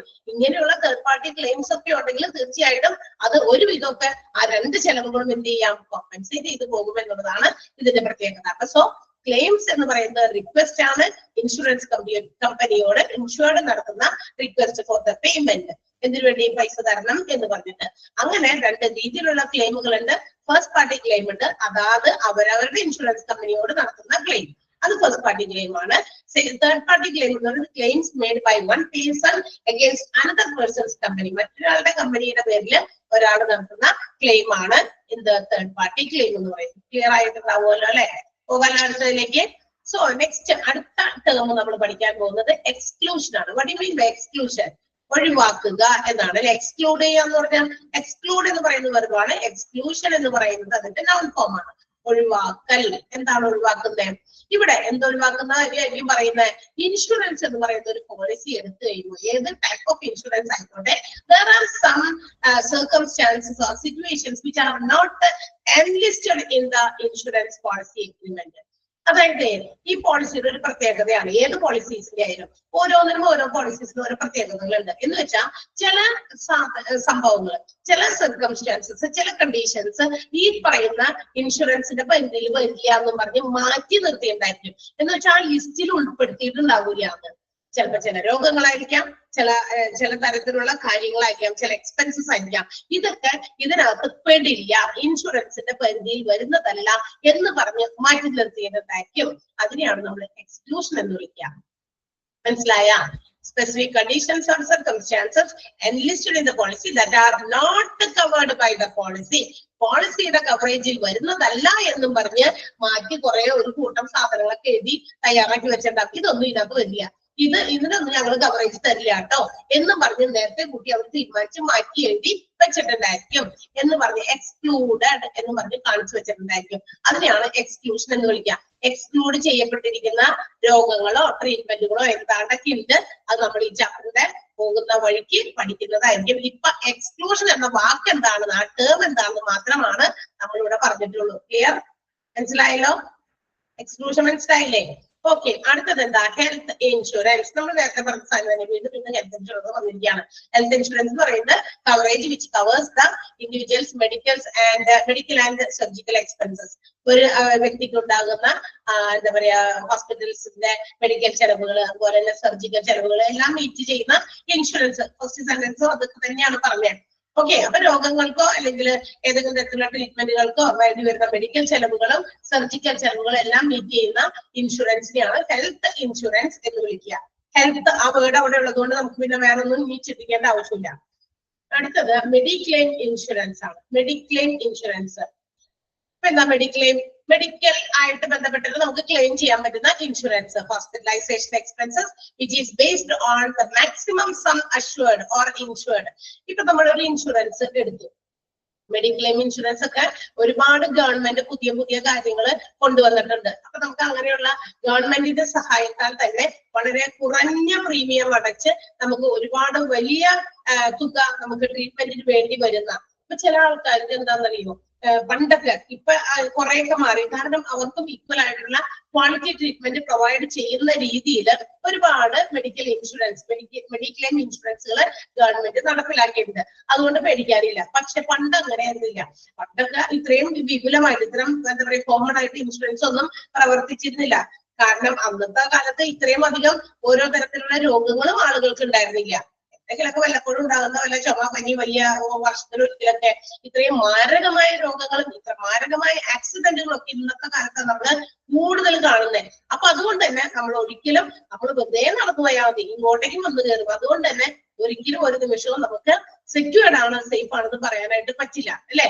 അപ്പൊ അങ്ങനെ ഇരിക്കുന്ന ഈ സാഹചര്യങ്ങളിൽ അത്തരം ആളുകളുടെ സേഫ്റ്റിയും സെക്യൂരിറ്റിയും ഒക്കെ മുന്നിൽ കണ്ടുകൊണ്ട് തന്നെയാണ് ഗവൺമെന്റ് അങ്ങനെയുള്ള പുതിയ പുതിയ കുറെ കാര്യങ്ങളൊക്കെ എസ്റ്റാബ്ലിഷ് ചെയ്തിട്ടുള്ളത്. അപ്പൊ അതിന്റെ ഒരു ഭാഗം തന്നെയാണ് ഈ ഇൻഷുറൻസ് എന്ന് പറയുന്നത്. ഇപ്പൊ ചില ആൾക്കാർക്കൊക്കെ പണ്ടൊക്കെ എന്താ പറയാ വലിയ അസുഖമൊക്കെ വന്നു ചില വീട്ടിലുള്ള, അപ്പൊ അവർക്കാണെങ്കിൽ വലിയ എന്താ പറയാ ഒന്നുമില്ല, വിറ്റ് പെറുക്കാനൊക്കെ ഒന്നുമില്ല, ഹോസ്പിറ്റലിലെ ചെലവുകളൊക്കെ മീറ്റ് ചെയ്യാനായിട്ടുണ്ട്, അതൊക്കെ വിറ്റ് പെറുക്കി കുറെയൊക്കെ ചികിത്സിച്ചു, ഇനി ഒന്നുമില്ല, ഇനി ഞങ്ങൾ നോട്ടില്ല. പക്ഷെ ഇപ്പൊ ഹോസ്പിറ്റലായതുകൊണ്ട് എല്ലാവരും ഹോസ്പിറ്റലിൽ തന്നെയാണ്, കിടപ്പാടൊക്കെ വെച്ചിട്ട് ചെയ്തു, എന്നിട്ടും രോഗമൊന്നും മാറിയിട്ടില്ല. ഇനി എന്ത് ചെയ്യും? അപ്പൊ അവരുടെ മുമ്പിൽ വേറെ വഴിയൊന്നുമില്ല, അവിടെ തന്നെ കിടക്കട്ടെ, ഒന്നുമില്ല ചെയ്യാനായിട്ട്. വേറെ കാര്യങ്ങളൊക്കെ ചെയ്യണമെങ്കിൽ ഒരുപാട് കെട്ടുകണക്കിന് കാശിന്റെ ആവശ്യമുണ്ട്. സോ ഞങ്ങളുടെ കയ്യിൽ അത് പ്രൊവൈഡ് ചെയ്യാനില്ല. അതുകൊണ്ട് ചികിത്സ കിട്ടാതെ ആ രോഗി അവിടെ കിടന്ന് ചിലപ്പോ ആളുടെ അവസാനം വരെ അവിടെ കിടക്കേണ്ടി വരും. ബിക്കോസ് അവർക്ക് അതിനുള്ള എന്താ പറയാ അതിനുള്ള ഫിനാൻഷ്യൽ ആയിട്ടുള്ള ഒരു സ്ട്രെങ്ത് ഇല്ലാത്തത് കൊണ്ടാണ്. പക്ഷെ ഇന്ന് ആർക്കും അത്തരം സർവീസസ് എന്താ പറയാ നഷ്ടപ്പെടാതിരിക്കാൻ, ക്വാളിറ്റി സർവീസസ് ട്രീറ്റ്മെന്റ് കൊടുക്കാൻ വേണ്ടിയിട്ട് ഒരു സം അഷ്വേർഡ് ഒരുപാട് അങ്ങനത്തെ പദ്ധതികളൊന്നുണ്ട്. മാക്സിമം ഇത്ര രൂപ വരെ ഒരു വർഷത്തിൽ നമുക്ക് ഉണ്ടാകുന്ന രോഗത്തിന് 5 ലക്ഷം രൂപ വരെ ഉള്ള അങ്ങനെ ഒരു ഫിക്സ്ഡ് എമൗണ്ട്, അതാണ് ആ സം ഇൻഷുർഡ് എന്ന് പറഞ്ഞേക്കണേ. ആ സമ്മ് എത്രയാണ് അവർ പറഞ്ഞേക്കണേ മാക്സിമം അതുവരെ കിട്ടുന്ന രീതിയിലുള്ള ഹോസ്പിറ്റലൈസേഷൻ എക്സ്പെൻസുകൾ കവർ ചെയ്യുന്ന ക്ലെയിമിനെയാണ് മെഡിക്ലെയിം ഇൻഷുറൻസ് എന്ന് വിളിക്കുക. ഒരുപാട് അങ്ങനത്തെ പറഞ്ഞിട്ടുണ്ട് കേട്ടോ അല്ലെ. ഹെൽത്ത് ഇൻഷുറൻസുകളൊക്കെ ഈ പദ്ധതിയിൽ ചേർന്ന് കഴിഞ്ഞ് കഴിഞ്ഞാൽ അതന്നെ ആരോഗ്യ ഇൻഷുറൻസ് പോളിസി ഉണ്ട്, RSBY കാർഡുകളൊക്കെ ഉള്ളവരൊക്കെ ഉണ്ടായിരിക്കും ഒരുപാട് അല്ലെ. അതിനെ കുറിച്ചൊക്കെ നമ്മൾ ഡീറ്റെയിൽഡ് ആയിട്ട് വേറെ പഠിക്കാൻ പോകുന്നുണ്ട് ഈ ചാപ്റ്ററിന്റെ ബാക്കി ഭാഗത്തൊക്കെ. അപ്പൊ നമ്മള് കൃത്യമായിട്ട് പഠിക്കും. അപ്പൊ ഇനി എന്തൊക്കെ മെഡിക്ലെയിം ഇൻഷുറൻസുകൾ കവർ ചെയ്യുന്ന അല്ലെങ്കിൽ ഏതൊക്കെ സിറ്റുവേഷൻസിനാണ് ഈ മെഡിക്ലെയിം ഇൻഷുറൻസ് പ്രൊവൈഡ് ചെയ്യുന്നത്? ഒന്ന്, അവിടെ 3 കാര്യങ്ങളാണ് പറഞ്ഞിരിക്കുന്നത്. ഒന്ന്, in the case of sudden illness, പെട്ടെന്നുണ്ടാകുന്ന ചില അസുഖങ്ങൾക്ക്. In the event of an accident, ഏതെങ്കിലും തരത്തിലുള്ള ആക്സിഡന്റുകൾ നമുക്ക് വന്നു അതിന്റെ പേരിലായിരിക്കാം. പിന്നെ surgeries, any case of surgery ആണ് ആ പോളിസി പീരീഡിനുള്ളിൽ നമുക്കുണ്ടാകുന്ന ഏതെങ്കിലും വലുതോ ചെറുതുമായിട്ടുള്ള സർജറീസ്. ഇത്തരം 3 സിറ്റുവേഷൻസിലാണ് നമുക്ക് മെഡിക്ലെയിം ഇൻഷുറൻസിന് പ്രധാനമായിട്ടും പ്രൊവൈഡ് ചെയ്യുന്നത്. ഏതൊക്കെയാണത്? Sudden illness, in the event of accident, in case of any surgeries during that policy പീരീഡിനകത്ത് നിൽക്കുന്ന സമയത്ത് ഉണ്ടാകുന്ന ഏത് തരത്തിലുള്ള സർജറീസ്. ക്ലിയർ ആയോ? മെഡിക്ലെയിം ഇൻഷുറൻസ് എന്താണെന്നും അത് ഏതൊക്കെ സിറ്റുവേഷൻസിലാണ് നമുക്ക് അവൈലബിൾ ആക്കാൻ പറ്റുക എന്നുള്ളത് 3 പോയിന്റ്. അതൊക്കെ ഇമ്പോർട്ടന്റ് ആണ് കേട്ടോ, അണ്ടർലൈൻ ചെയ്ത് വെച്ചേക്കാം. ഈ പേജ് മൊത്തം ഇമ്പോർട്ടന്റ് ആണ്, ഈ ഒരു ഇച്ചിരി കൂടി ഉള്ളതും ഇമ്പോർട്ടന്റ് ആണ്. ഓക്കെ ആണല്ലോ? യെസ്. ഇനി നമുക്ക് കുറച്ച് ഇൻഷുറൻസ് ഫേംസ് ഇൻ ഇന്ത്യ, നമ്മുടെ ഇന്ത്യയിൽ ഫംഗ്ഷൻ ചെയ്യുന്ന ഓപ്പറേറ്റ് ചെയ്യുന്ന കുറച്ച് ഇൻഷുറൻസ് ഫേമുകളുടെ ഇൻഷുറൻസ് കമ്പനീസിന്റെ പേരുകളാണ്. ആ പേരുകൾ അങ്ങനെ തന്നെ പഠിക്കണം കേട്ടോ, കാരണം അത് ചോദിച്ചു കണ്ടിട്ടുണ്ട്. ഇന്ത്യയിലുള്ള ഏറ്റവും പ്രധാനപ്പെട്ട മേജർ വൺസ് ആണ്, ഏറ്റവും പ്രധാനപ്പെട്ട കുറച്ച് ഇൻഷുറൻസ് ഫേംസിന്റെ പേരുകളാണ് നമ്മൾ ഇനി പറയാൻ പോകുന്ന പേരുകൾ. എന്താണെന്ന് പഠിച്ചു വെച്ചേക്കാം. Aviva Life Insurance, Bajaj Allianz, Bharti AXA, ICICI Prudential, Max New York and Met Life India. പ്രധാനപ്പെട്ട 6 ഇൻഷുറൻസ് ഫേംസിന്റെ പേരുകളാണ്. once again, Aviva Life Insurance, Bajaj Allianz, Bharti AXA, ICICI Prudential, Max New York and Met Life India. മനസ്സിലായോ? അതൊന്ന് ടിക്ക് ചെയ്ത് വെച്ചേക്കാം. അതിന്റെ പേര് അങ്ങനെ ഓർത്തിരിക്കണം, കാരണം അത് നിങ്ങളോട് ചോദിക്കാറുണ്ട്. Which of the following are major insurance firms in India എന്ന് പറഞ്ഞിട്ട് ചിലപ്പോൾ അതിൽ പെടാത്തതൊക്കെ വേറെ ഏതെങ്കിലുമൊക്കെ പേരൊക്കെ കയറി വരും. അപ്പൊ നമ്മള് കൃത്യമായിട്ട് അറിഞ്ഞിരിക്കണം ഏതാണതെന്ന്. 6 എണ്ണത്തിന്റെ പേര് മാത്രം പഠിച്ചു വെച്ചാൽ മതി. ഇതിന്റെ പുറത്ത് വേറെ ഇൻഷുറൻസ് ഫേംസ് ഒക്കെ ഉണ്ട് കേട്ടോ. മേജർ ആയിട്ടുള്ള ഇൻഷുറൻസ് ഫേംസിന്റെ പേരുകൾ മാത്രമാണ് നമുക്ക് ഇവിടെ പഠിക്കാനുള്ളൂ. സോ അതൊന്ന് നോട്ട് ചെയ്ത് വെച്ചേക്കണം. ക്ലിയർ ആയോ? അടുത്തതിലേക്ക് പോകട്ടെ. യെസ്. ബുദ്ധിമുട്ടുണ്ടോ ചാപ്റ്റർ? മറ്റേതൊക്കെ വെച്ചപ്പോൾ ബുദ്ധിമുട്ടില്ല എന്നല്ലേ അല്ലേ? യെസ്. ഓക്കെ. ഇനി അടുത്ത നമ്മൾ പഠിക്കാൻ പോകുന്നത് എന്തിനാണ് വൈ ഹെൽത്ത് ഇൻഷുറൻസ് സ്കീം. എന്തിനാണ് നമ്മൾ ഇങ്ങനെ ഒരു ഹെൽത്ത് ഇൻഷുറൻസ് സ്കീം ഒക്കെ എടുക്കേണ്ടതിന്റെ ആവശ്യകത, അല്ലെങ്കിൽ വാട്ട് ആർ ദ അഡ്വാൻറ്റേജസ്, എന്ത് നേട്ടം ഇതുകൊണ്ടുള്ളത്? നമ്മുടെ എല്ലാ കാശ് ഇച്ചിരി അഞ്ചിൽ ഇച്ചിരി അടച്ചയച്ച് നമ്മൾ എന്ത് ചെയ്യുന്നു? ഇൻഷുറൻസ് പോളിസി എടുക്കുന്നു. ചെറുതും വലുതുമായിട്ടുള്ള കാര്യങ്ങൾക്കൊക്കെ വേണ്ടിയിട്ട് ചിലർ വലിയ വലിയ പോളിസീസ് എടുക്കും, ചിലർ ചെറിയ ചെറിയ പോളിസീസ് അവരെ കൊണ്ട് പറ്റുന്നതല്ലേ എടുക്കാൻ പറ്റുള്ളൂ. അപ്പൊ അങ്ങനെയുള്ള പോളിസീസ് ഇപ്പൊ ഗവൺമെന്റ് പ്രൊവൈഡ് ചെയ്തിരിക്കുന്നത് കൊണ്ട് ഒരു പരിധി വരെയൊക്കെ കുറച്ച് കാര്യങ്ങളൊക്കെ നമുക്ക് അങ്ങനെയും ഹെൽപ്പ് കിട്ടുന്നുണ്ട്. അപ്പൊ എന്താണ് ഇതിന്റെ നേട്ടം, എന്താണ്? അപ്പൊ അതിന്റെ അഡ്വാൻറ്റേജസ് ആണ് നമ്മൾ പഠിക്കാൻ പോകുന്നത്. ഒന്നാമത്തെ കാര്യം എന്ന് പറയുന്നത് direct out of payment from the pockets which result in financial crisis. അതായത് നമുക്ക് ആരോഗ്യപരമായിട്ടുള്ള കാര്യങ്ങൾ ചെയ്യേണ്ടി വരുമ്പോ ഒരുപാട് കാശൊക്കെ ചിലപ്പോഴൊക്കെ ചെലവാകുന്നുണ്ട്. ഹോസ്പിറ്റലിലൊക്കെ കിടന്നു കഴിഞ്ഞാലേ ഒരു പ്രാവശ്യം ഹോസ്പിറ്റലിൽ കിടന്നു കഴിഞ്ഞാൽ അതേ ബില്ലൊക്കെ വന്നു കഴിയുമ്പോൾ നമ്മുടെ കണ്ണൊക്കെ തള്ളിപ്പോകും അല്ലെ. അപ്പൊ അങ്ങനെ വരുമ്പോഴേക്കും നമ്മൾ ഈ പറഞ്ഞ പോലെ ഇൻഷുറൻസ് പോളിസി ഒന്നും എടുക്കാത്തവരാണെങ്കിലേ ആ എമൗണ്ട് മുഴുവൻ നമ്മുടെ പോക്കറ്റിൽ നിന്ന് നമ്മൾ മിച്ചം വെച്ച എന്താ പറയാ നമുക്ക് കിട്ടുന്ന വരുമാനത്തിൽ നിന്ന് ഭയങ്കരമായിട്ട് നമ്മള് എന്താ പറയുന്നത് ഇങ്ങനെ കരുതി കൂട്ടി ഇങ്ങനെ കുഞ്ഞു കുഞ്ഞ് എമൗണ്ട് ഇങ്ങനെ സേവ് ചെയ്തൊക്കെ വെച്ചിട്ടുണ്ടെങ്കിൽ അപ്പൊ അതൊക്കെ ഒറ്റയടിക്ക് പോകാനായിട്ട് ഇതുപോലെ ഒരു ആശുപത്രി കിടന്നാൽ മതി അല്ലെ. ആ ബില്ലൊക്കെ വന്നു കഴിയുമ്പോ തന്നെ ആ ഉള്ളത് മുഴുവനും നമ്മൾ സമ്പാദിച്ച കുഞ്ഞു കുഞ്ഞ് എന്താ പറയാ പലതുള്ളി പെരുവെള്ളം പോലെ ഉണ്ടാക്കി വെച്ചത് മുഴുവനും നഷ്ടപ്പെടാനായിട്ട്. അപ്പൊ ആ ഡയറക്റ്റ് ഒറ്റയടിക്ക് ഒരു എമൗണ്ട് നമ്മളുടെ ഈ ഒരു കാര്യത്തിൽ നമ്മൾ നീക്കിയിരിക്കേണ്ടി വരുമ്പോ നമുക്ക് ഫിനാൻഷ്യൽ ആയിട്ട് ബുദ്ധിമുട്ടുകൾ സഹിക്കേണ്ടി വരുന്നു. നമുക്കറിയാലോ നമ്മളുടെ വരുമാനം നമുക്കറിയാം എത്രയാണ്. ഓരോ ഫാമിലിയിലെ രണ്ടുപേരും ഇപ്പൊ വർക്ക് ചെയ്യുന്നുണ്ടെങ്കിൽ ആ രണ്ടുപേരുടെയും കൂടി സാലറീസ് ഒക്കെ നോക്കുമ്പോൾ അല്ലെങ്കിൽ ഇൻകം നോക്കി കഴിയുമ്പോൾ ഏകദേശം എത്രയാണ്. അപ്പൊ നമ്മൾ എന്ത് ചെയ്യും, അതിനെ ഇങ്ങനെ ഒരു മെയിൻറ്റെയിനിങ് ലെവലിലാണ് കൊണ്ടുപോകുക. കുട്ടികളുടെ പഠനത്തിന്, നമ്മളുടെ വീട്ടിലെ ബാക്കി കാര്യങ്ങൾ അല്ലെ, ജനറൽ എക്സ്പെൻസസ് ഒക്കെ ഒരുപാടുണ്ട്. ചിലപ്പോ കറണ്ട് ബില്ല് കൊടുക്കണം, വാട്ടർ ബില്ല് കൊടുക്കണം അല്ലെ, മറ്റു കാര്യങ്ങൾ കുട്ടികളുടെ പഠനവുമായി ബന്ധപ്പെട്ടിട്ട് അവർക്ക് ചെറിയ ചെറിയ കാര്യങ്ങൾ ആവശ്യങ്ങളൊക്കെ വരുമ്പോൾ അതിനുവേണ്ടി പ്രൊവൈഡ് ചെയ്യണം. ചെറിയ ചെറിയ അസുഖങ്ങളൊക്കെ എല്ലാവരെയും ബാധിക്കുമ്പോൾ അതിന് എന്താ പറയാ രോഗത്തിന് ചികിത്സിക്കണം. ഇതൊക്കെ സ്വാഭാവികമായിട്ടും വരുന്നതാണ്. എന്നാൽ ഇങ്ങനെയുള്ള വലിയ വലിയ എന്തെങ്കിലും ഹോസ്പിറ്റലൈസ്ഡ് ആകുന്ന അൺഎക്സ്പെക്ടഡ് ആയിട്ടുള്ള ചില ഡിസീസസ്, മാരക രോഗങ്ങളോ ആക്സിഡന്റുകളോ ഒക്കെ നമുക്ക് വന്നു കഴിഞ്ഞാൽ ഹ്യൂജ് എമൗണ്ട് ഒറ്റയടിക്ക് എടുത്ത് ഇങ്ങനെ കൊടുക്കാനായിട്ട് നമുക്ക് ചിലപ്പോൾ ഉള്ളതിൽ നിന്ന് എടുത്തു കൊടുക്കേണ്ടി വരും. അപ്പൊ നമ്മുടെ എല്ലാ സാമ്പത്തിക നയങ്ങളും ഒക്കെ അവിടെ താറുമാറാകും. ഒരു വീടിന്റെ ആ സാമ്പത്തിക ഭദ്രത തന്നെ അവിടെ നഷ്ടപ്പെട്ടു പോകും അല്ലെ. അപ്പൊ അങ്ങനെ വരുമ്പോൾ ഇൻഷുറൻസ് എന്ന് പറയുന്നത് permits a poor patient to access high costly health care service. പാവപ്പെട്ടവരൊക്കെ ആണെങ്കിൽ അയ്യോ കാശില്ല, ഞങ്ങൾക്ക് വലിയ വലിയ ഹോസ്പിറ്റലിലൊന്നും പോയിട്ട് ചികിത്സ നേടാനൊന്നും പറ്റില്ല, കാരണം ഞങ്ങൾക്ക് അതിനുള്ള ഫണ്ട് ഞങ്ങൾക്കില്ല, ഞങ്ങൾക്ക് അങ്ങനത്തെ ഉള്ള സേവിങ്സും ഇല്ല, അല്ലെങ്കിൽ എവിടെന്നെങ്കിലും പോയിട്ട് എടുത്തിട്ട് വരാന്നൊക്കെ വെച്ചാൽ അവിടെയൊന്നും വെച്ചിട്ടില്ല. അപ്പൊ അങ്ങനെയുള്ള ആളുകൾക്ക് പുവർ പീപ്പിളിനൊക്കെ നല്ല ക്വാളിറ്റി സർവീസസ് കിട്ടാനും പറ്റുന്ന രീതിയിലാണ് എന്തുള്ളത് ഈ ഇൻഷുറൻസ് പോളിസി അതിനു വേണ്ടിയിട്ടുള്ള കാര്യങ്ങൾ ചെയ്യുന്നുണ്ട്, കവറേജ് കൊടുക്കുന്നുണ്ട്. അപ്പൊ അതുകൊണ്ട് ഒറ്റയടിക്ക് ഇത്രയും വലിയ എമൗണ്ട് കിട്ടൂല്ലല്ലോ, എങ്ങനെ ചികിത്സിക്കും എന്നുള്ള ഒരു പേടി ആളുകൾക്ക് വേണ്ടി വരില്ല. അതാണ് ഒന്നാമത്തെ അഡ്വാൻറ്റേജ്. ഓക്കെ, ഇനി ഇതുപോലെ രണ്ടാമത്തെ അഡ്വാൻറ്റേജ് എന്താ, കോസ്റ്റ്ലി ഹെൽത്ത് കെയർ ഒക്കെ കൊടുക്കേണ്ടി വരുമ്പോ cancer the families to poverty. ചില വലിയ വലിയ ഇതുപോലെയുള്ള ഹോസ്പിറ്റൽ എക്സ്പെൻസുകളൊക്കെ മീറ്റ് ചെയ്ത് വരുമ്പോ ചില ആൾക്കാര് ഉള്ളത് മുഴുവനും വിറ്റ് പെറുക്കിയിട്ടായിരിക്കും കൊടുക്കുക.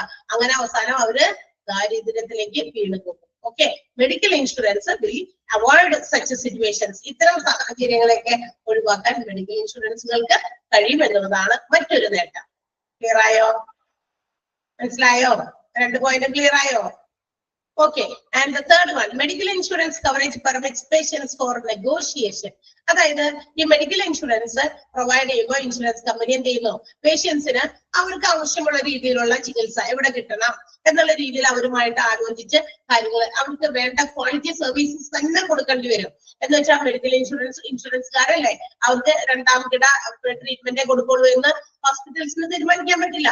ആര് തന്നെയായാലും പണം തന്നെയാണ്, അത് പ്രൊവൈഡ് ചെയ്യും അല്ലെ. അപ്പൊ ഇൻഷുറൻസ് ആൾക്കാരാണ്, കാശൊന്നും തന്നെ ആൾക്കാരല്ല, കമ്പനിയുടെയാണ്, ഗവൺമെന്റിന്റെ പദ്ധതിയിൽപ്പെട്ട ആൾക്കാരാണ്. അപ്പൊ അതുകൊണ്ട് വലിയ നല്ല ചികിത്സ ഒന്നും കൊടുക്കണ്ടെന്ന് തീരുമാനിക്കാൻ പറ്റില്ല, തീർച്ചയായിട്ടും പറ്റില്ല. മെഡിക്കൽ ഇൻഷുറൻസുകാർക്ക് ഇടപെട്ട് they can provide better treatment. ഇതുപോലെയുള്ള ആളുകൾക്ക് നല്ല ട്രീറ്റ്മെന്റുകൾ അവർക്ക് വേണ്ട രീതിയിൽ, അതാണ് ആ നെഗോഷിയേഷൻ എന്ന വേർഡിന്റെ അർത്ഥം, കൂടിയാലോചിച്ച് നിങ്ങൾക്ക് എങ്ങനെയുള്ള ട്രീറ്റ്മെന്റ് എവിടെയാണ് വേണ്ടത് എന്ന് ചോദിച്ച് അത് പ്രൊവൈഡ് ചെയ്യാനുള്ള ഒരു ഓപ്ഷൻ ഹെൽത്ത് ഇൻഷുറൻസ് സ്കീമിനകത്ത് ഉണ്ട്. അത് നല്ലൊരു അഡ്വാൻറ്റേജ് തന്നെയാണ്. ഇനി also health insurance protect us from high unexpected cost. വലിയ അപ്രതീക്ഷിത ചെലവുകളെ അതിന് എതിരെ പ്രൊട്ടക്ട് ചെയ്യാനും ഹെൽത്ത് ഇൻഷുറൻസിന് സാധിക്കും. വലിയ അൺഎക്സ്പെക്ടഡ് ആയിട്ടുള്ള ഇതുപോലെയുള്ള നഷ്ടങ്ങൾ നമ്മുടെ മുന്നിൽ ഉണ്ട്. നമ്മൾ പ്രതീക്ഷിക്കാത്ത ആക്സിഡന്റ് ഒക്കെ സംഭവിച്ചത് വലിയ ഒരു നഷ്ടം തന്നെയാണ് അല്ലെ, ചെലവ് തന്നെയാണ്. അത്തരം കാര്യങ്ങളിലൊക്കെ നമ്മളെ പ്രൊട്ടക്ട് ചെയ്യാൻ ഹെൽത്ത് ഇൻഷുറൻസ് കൊണ്ട് പറ്റുമെന്നുള്ളത് മറ്റൊരു കാര്യമാണ്. Quality treatment can be made affordable. നല്ല രീതിയിലുള്ള ക്വാളിറ്റി ട്രീറ്റ്മെന്റുകൾ ആർക്കും അഫോർഡ് ചെയ്യാൻ പറ്റും ഇത്തരം ഹെൽത്ത് ഇൻഷുറൻസ് സ്കീമുകളിൽ നമ്മൾ മെമ്പേഴ്സ് ആയി കഴിഞ്ഞാൽ, അല്ലെങ്കിൽ അങ്ങനെ ഒരു ഹെൽത്ത് ഇൻഷുറൻസ് സ്കീം നമ്മുടെ കയ്യിലും ഉണ്ടെങ്കിൽ. ഓക്കെ, അതും മറ്റൊരു ബെനിഫിറ്റ് ആണ്, അല്ലെങ്കിൽ അഡ്വാൻറ്റേജ് ആണ്. മറ്റൊന്നാണ് ടാക്സ് ബെനിഫിറ്റ്. ഈ ടാക്സ് ബെനിഫിറ്റ് എന്താണെന്ന് പറഞ്ഞുതരാം. അതായത് വലിയ വലിയ ശമ്പളമൊക്കെ വാങ്ങിക്കുന്ന ആൾക്കാരൊക്കെ ചിലപ്പോ ടാക്സ് കൊടുക്കേണ്ടി വരും അല്ലെ, ഇൻകം ടാക്സ് കൊടുക്കേണ്ടി വരും അല്ലെ. ടാക്സ് കൊടുക്കേണ്ടി വരുമ്പോഴല്ലേ ആ ടാക്സില് നമ്മള് എന്താ പറയാ ഈ പ്രീമിയം അടയ്ക്കുന്ന കാശില്ലേ, ചില ഇൻഷുറൻസ് ഒക്കെ എടുക്കുമ്പോൾ നമ്മള് പ്രീമിയം എമൗണ്ട് അടയ്ക്കണമെന്ന് ഞാൻ പറഞ്ഞല്ലോ. ഇപ്പൊ 1000 രൂപ വീതായിരിക്കാം, 2000 രൂപ വീതായിരിക്കാം, മാസം ഒക്കെ അടയ്ക്കും. ആ അടയ്ക്കുന്ന പ്രീമിയത്തിന്റെ എമൗണ്ട് ഫോർ എ ഇയർ, ഒരു വർഷത്തേക്കൊക്കെ നിങ്ങൾ എത്ര രൂപ പ്രീമിയം അടച്ചോ ആ ടോട്ടൽ ആ ഒരു ഇയറിലേക്ക് അടച്ച പ്രീമിയത്തിന്റെ എമൗണ്ട് ടാക്സ് കൊടുക്കുന്ന വ്യക്തികൾക്ക് ആ ടാക്സ് എമൗണ്ടിൽ നിന്നും ഡിഡക്ട് ചെയ്യുന്നു. 5 ലക്ഷം രൂപ ഒരാൾക്ക് ടാക്സ് കൊടുക്കണം. ആ ടാക്സിൽ നിന്ന് ഈ പറയുന്ന പ്രീമിയം അടച്ചത് നമ്മുടെ ലൈഫിനെ സെക്യൂർ ചെയ്യാൻ വേണ്ടി നമ്മൾ കൊടുത്തതല്ലേ, അതുകൊണ്ട് അത് എക്സംപ്റ്റഡ് ആണ്. ആ ഒരു ടാക്സ് എന്ന് പറയുന്നത് ഒഴിവാക്കിയിട്ട് ബാക്കിയുള്ള കാശിന്റെ ടാക്സ് അടച്ചാൽ മതി. മനസ്സിലായോ? പ്രീമിയം അടച്ച പൈസ അതിൽ നിന്ന് ഡിഡക്ട് ചെയ്തിട്ട് ബാക്കിയുള്ള എമൗണ്ടിന്റെ എത്ര പെർസെന്റേജ് ആണോ ടാക്സ് കൊടുക്കട്ടെ അത് കൊടുത്താൽ മതി എന്ന്. അതുകൊണ്ട് ടാക്സ് ബെനിഫിറ്റിന് വേണ്ടിയും നമ്മൾ ഒരു പോളിസി എടുക്കേണ്ടത് അത്യാവശ്യമാണ്. ചില ആളുകൾക്ക് ടാക്സ് കൊടുക്കേണ്ടി വരുന്ന ആൾക്കാർക്കൊക്കെയാണ് കേട്ടോ ഉദ്ദേശിക്കണേ. അല്ലാതെ ഈ എന്താ പറയാ ഡെയിലി നമ്മൾ ഒരു ചെറിയ ഒരു ഇൻകമിന് ജോലി ചെയ്യുന്ന ആൾക്കാരുടെ കാര്യമൊന്നും അല്ല ഇവിടെ പറയുന്നത്. ഈ ടാക്സ് ബെനിഫിറ്റിന് വേണ്ടി വേറെയും കുറെ കാര്യങ്ങളൊക്കെ ചെയ്യുന്നുണ്ട്. ഇപ്പൊ ഇല്ലേ നമ്മള് എന്താ പറയാ വലിയ വലിയ കാശുകാരൊക്കെ ചില സാധനങ്ങളൊക്കെ വേണ്ടെങ്കിലും എന്ത് ചെയ്യും, EMI ഒക്കെ എടുത്തു വെക്കും. അതെന്തിനാണെന്ന് അറിയോ? EMI എന്ന് പറയുമ്പോൾ അതൊരു ലോൺ ഏർപ്പാടല്ലേ. അപ്പൊ ടാക്സ് കാൽക്കുലേറ്റ് ചെയ്യുന്ന സമയത്ത്, ടാക്സബിൾ എമൗണ്ട് കാൽക്കുലേറ്റ് ചെയ്യുന്ന സമയത്ത് വലിയ വലിയ കാശുകൾ, ഇയാൾക്ക് ഇത്ര പ്രോപ്പർട്ടീസിന്റെ ഇത്ര ഇൻകം, ഇയാള് അവിടെ നിന്ന് നേടണ്ട് ഇവിടെ നിന്ന് നേടണ്ട്, അപ്പൊ എന്ത് ചെയ്തു ഒരു വലിയ തുക ഉണ്ട്. സോ ആള് ടാക്സിന് എന്താ പറയാ ടാക്സ് പേ ചെയ്യാനായിട്ട് എന്താ പറയാ അർഹനാണ്. അപ്പൊ അങ്ങനെ വരുമ്പോൾ കാൽക്കുലേറ്റ് ചെയ്യുമ്പോൾ ഇങ്ങനെയുള്ള ചില ലോണുകൾ ഉണ്ടെങ്കിൽ ആ ലോണുകൾ തിരിച്ചിട്ട് ബാക്കിയുള്ള എമൗണ്ട് ഉണ്ടെങ്കിൽ അത് നോക്കിയിട്ടായിരിക്കും ടാക്സബിൾ ആണോ അല്ലേന്ന് കാൽക്കുലേറ്റ് ചെയ്യുക. അപ്പൊ EMI ഒക്കെ എടുക്കും ചില ആൾക്കാർ, ലോൺസ് ഒക്കെ വെറുതെ എടുത്തു വെക്കും. കാരണം അത്തരം ലോൺ എമൗണ്ടുകൾ ടാക്സ് പേ ചെയ്യുമ്പോൾ അത് ഡിഡക്ട് ചെയ്തിട്ടേ അവർ എന്ത് ചെയ്യുള്ളൂ, ടാക്സിന്റെ എമൗണ്ട് കാൽക്കുലേറ്റ് ചെയ്യുള്ളൂ. അപ്പൊ ആ ഒരു ബെനിഫിറ്റിന് പല ആളുകളും അത് ചെയ്യുന്നതാണ്. ഇവിടെ ഹെൽത്ത് ഇൻഷുറൻസ് സ്കീമുകളിലും അതുപോലെ തന്നെ ടാക്സ് ബെനിഫിറ്റിന് വേണ്ടിയും എന്ത് ചെയ്യാം, നമുക്കൊരു ഹെൽത്ത് ഇൻഷുറൻസ് സ്കീമിൽ അംഗമാകേണ്ടത് അത്യാവശ്യമാണ്. ക്ലിയർ ആയോ? ഈ പോയിന്റുകൾ 5 അഡ്വാൻറ്റേജസ് പറഞ്ഞിട്ടുണ്ട്. ഫിനാൻഷ്യൽ ക്രൈസിസ്, ഡയറക്റ്റ് പേയ്മെന്റ് പോക്കറ്റിലേക്ക് പോകുമ്പോൾ അതൊക്കെ അവോയ്ഡ് ചെയ്യാൻ ഇൻഷുറൻസ് കവറേജ് ഹെൽപ്പ് ചെയ്യുന്നു. Costly health insurance costly health care ട്രീറ്റ്മെന്റുകളൊക്കെ കിട്ടുമ്പോൾ നമുക്ക് ചില ഫാമിലീസിനെ പോവർട്ടിയിലേക്ക് ലീഡ് ചെയ്യുന്നു. അത് മെഡിക്കൽ ഇൻഷുറൻസിനെ പോലെയുള്ള കാര്യങ്ങൾ അതൊക്കെ ആ സിറ്റുവേഷൻസ് അവോയ്ഡ് ചെയ്യാൻ സാധിക്കും. Medical insurance coverage permits patients for negotiation, കൂടി ആലോചിച്ച് അവർക്ക് വേണ്ട ട്രീറ്റ്മെന്റുകൾ എവിടെയൊക്കെ വേണമെന്ന് ചിന്തിച്ച് മെഡിക്കൽ ഇൻഷുറൻസ് പ്രൊവൈഡ് ചെയ്യാൻ പറ്റും. It also protects from high unexpected cost, വലിയ അൺഎക്സ്പെക്ടഡ് ആയിട്ടുള്ള കോസ്റ്റുകളെ അഗെയിൻസ്റ്റ് ആയിട്ട് പ്രൊട്ടക്ട് ചെയ്യാൻ ഇൻഷുറൻസിന് സാധിക്കും. ക്വാളിറ്റി ട്രീറ്റ്മെന്റുകൾ ആർക്കും അഫോർഡ് ചെയ്യാൻ പറ്റുന്ന രീതിയിലായിരിക്കും. അതുകൊണ്ട് ഹെൽത്ത് ഇൻഷുറൻസ് എടുക്കുന്നത് നല്ലതാണ്. ആൻഡ് ഓൾസോ ടാക്സ് ബെനിഫിറ്റിന് വേണ്ടി. ക്ലിയർ ആണല്ലോ? ഓക്കെ, നെക്സ്റ്റ് അടുത്ത ടോപ്പിക് നമ്മൾ പോവുകയാണ്. Expenses covered under health insurance. ഇനി എന്തൊക്കെ തരത്തിലുള്ള എക്സ്പെൻസുകളാണ് നമ്മുടെ ആരോഗ്യ ഇൻഷുറൻസിന്റെ കീഴിൽ വരുന്നത്? ഏതൊക്കെ തരത്തിലുള്ള എക്സ്പെൻസുകൾ ഇൻഷുറൻസ് കമ്പനി ഏറ്റെടുക്കുന്നത്? എന്ത് ചെലവുകളൊക്കെയാണ് അവരെ ഏറ്റെടുക്കാൻ സ്വാഭാവികമായിട്ടുള്ളത്? അതിന്റെ കുറച്ച് ലിസ്റ്റ് ആണ് ഇനി നമ്മൾ പറയാൻ പോകുന്നത്. Insurance company provide plans for various expenses. ഒരുപാട് ചെലവുകൾ കവർ ചെയ്യുന്ന പോളിസീസ് ആണ് ഇൻഷുറൻസിനുള്ളത്, ഹെൽത്ത് ഇൻഷുറൻസിന് ഉള്ളത്. അത് ഏതൊക്കെയാണെന്ന് ഓരോന്നോരും നമുക്ക് നോക്കാം.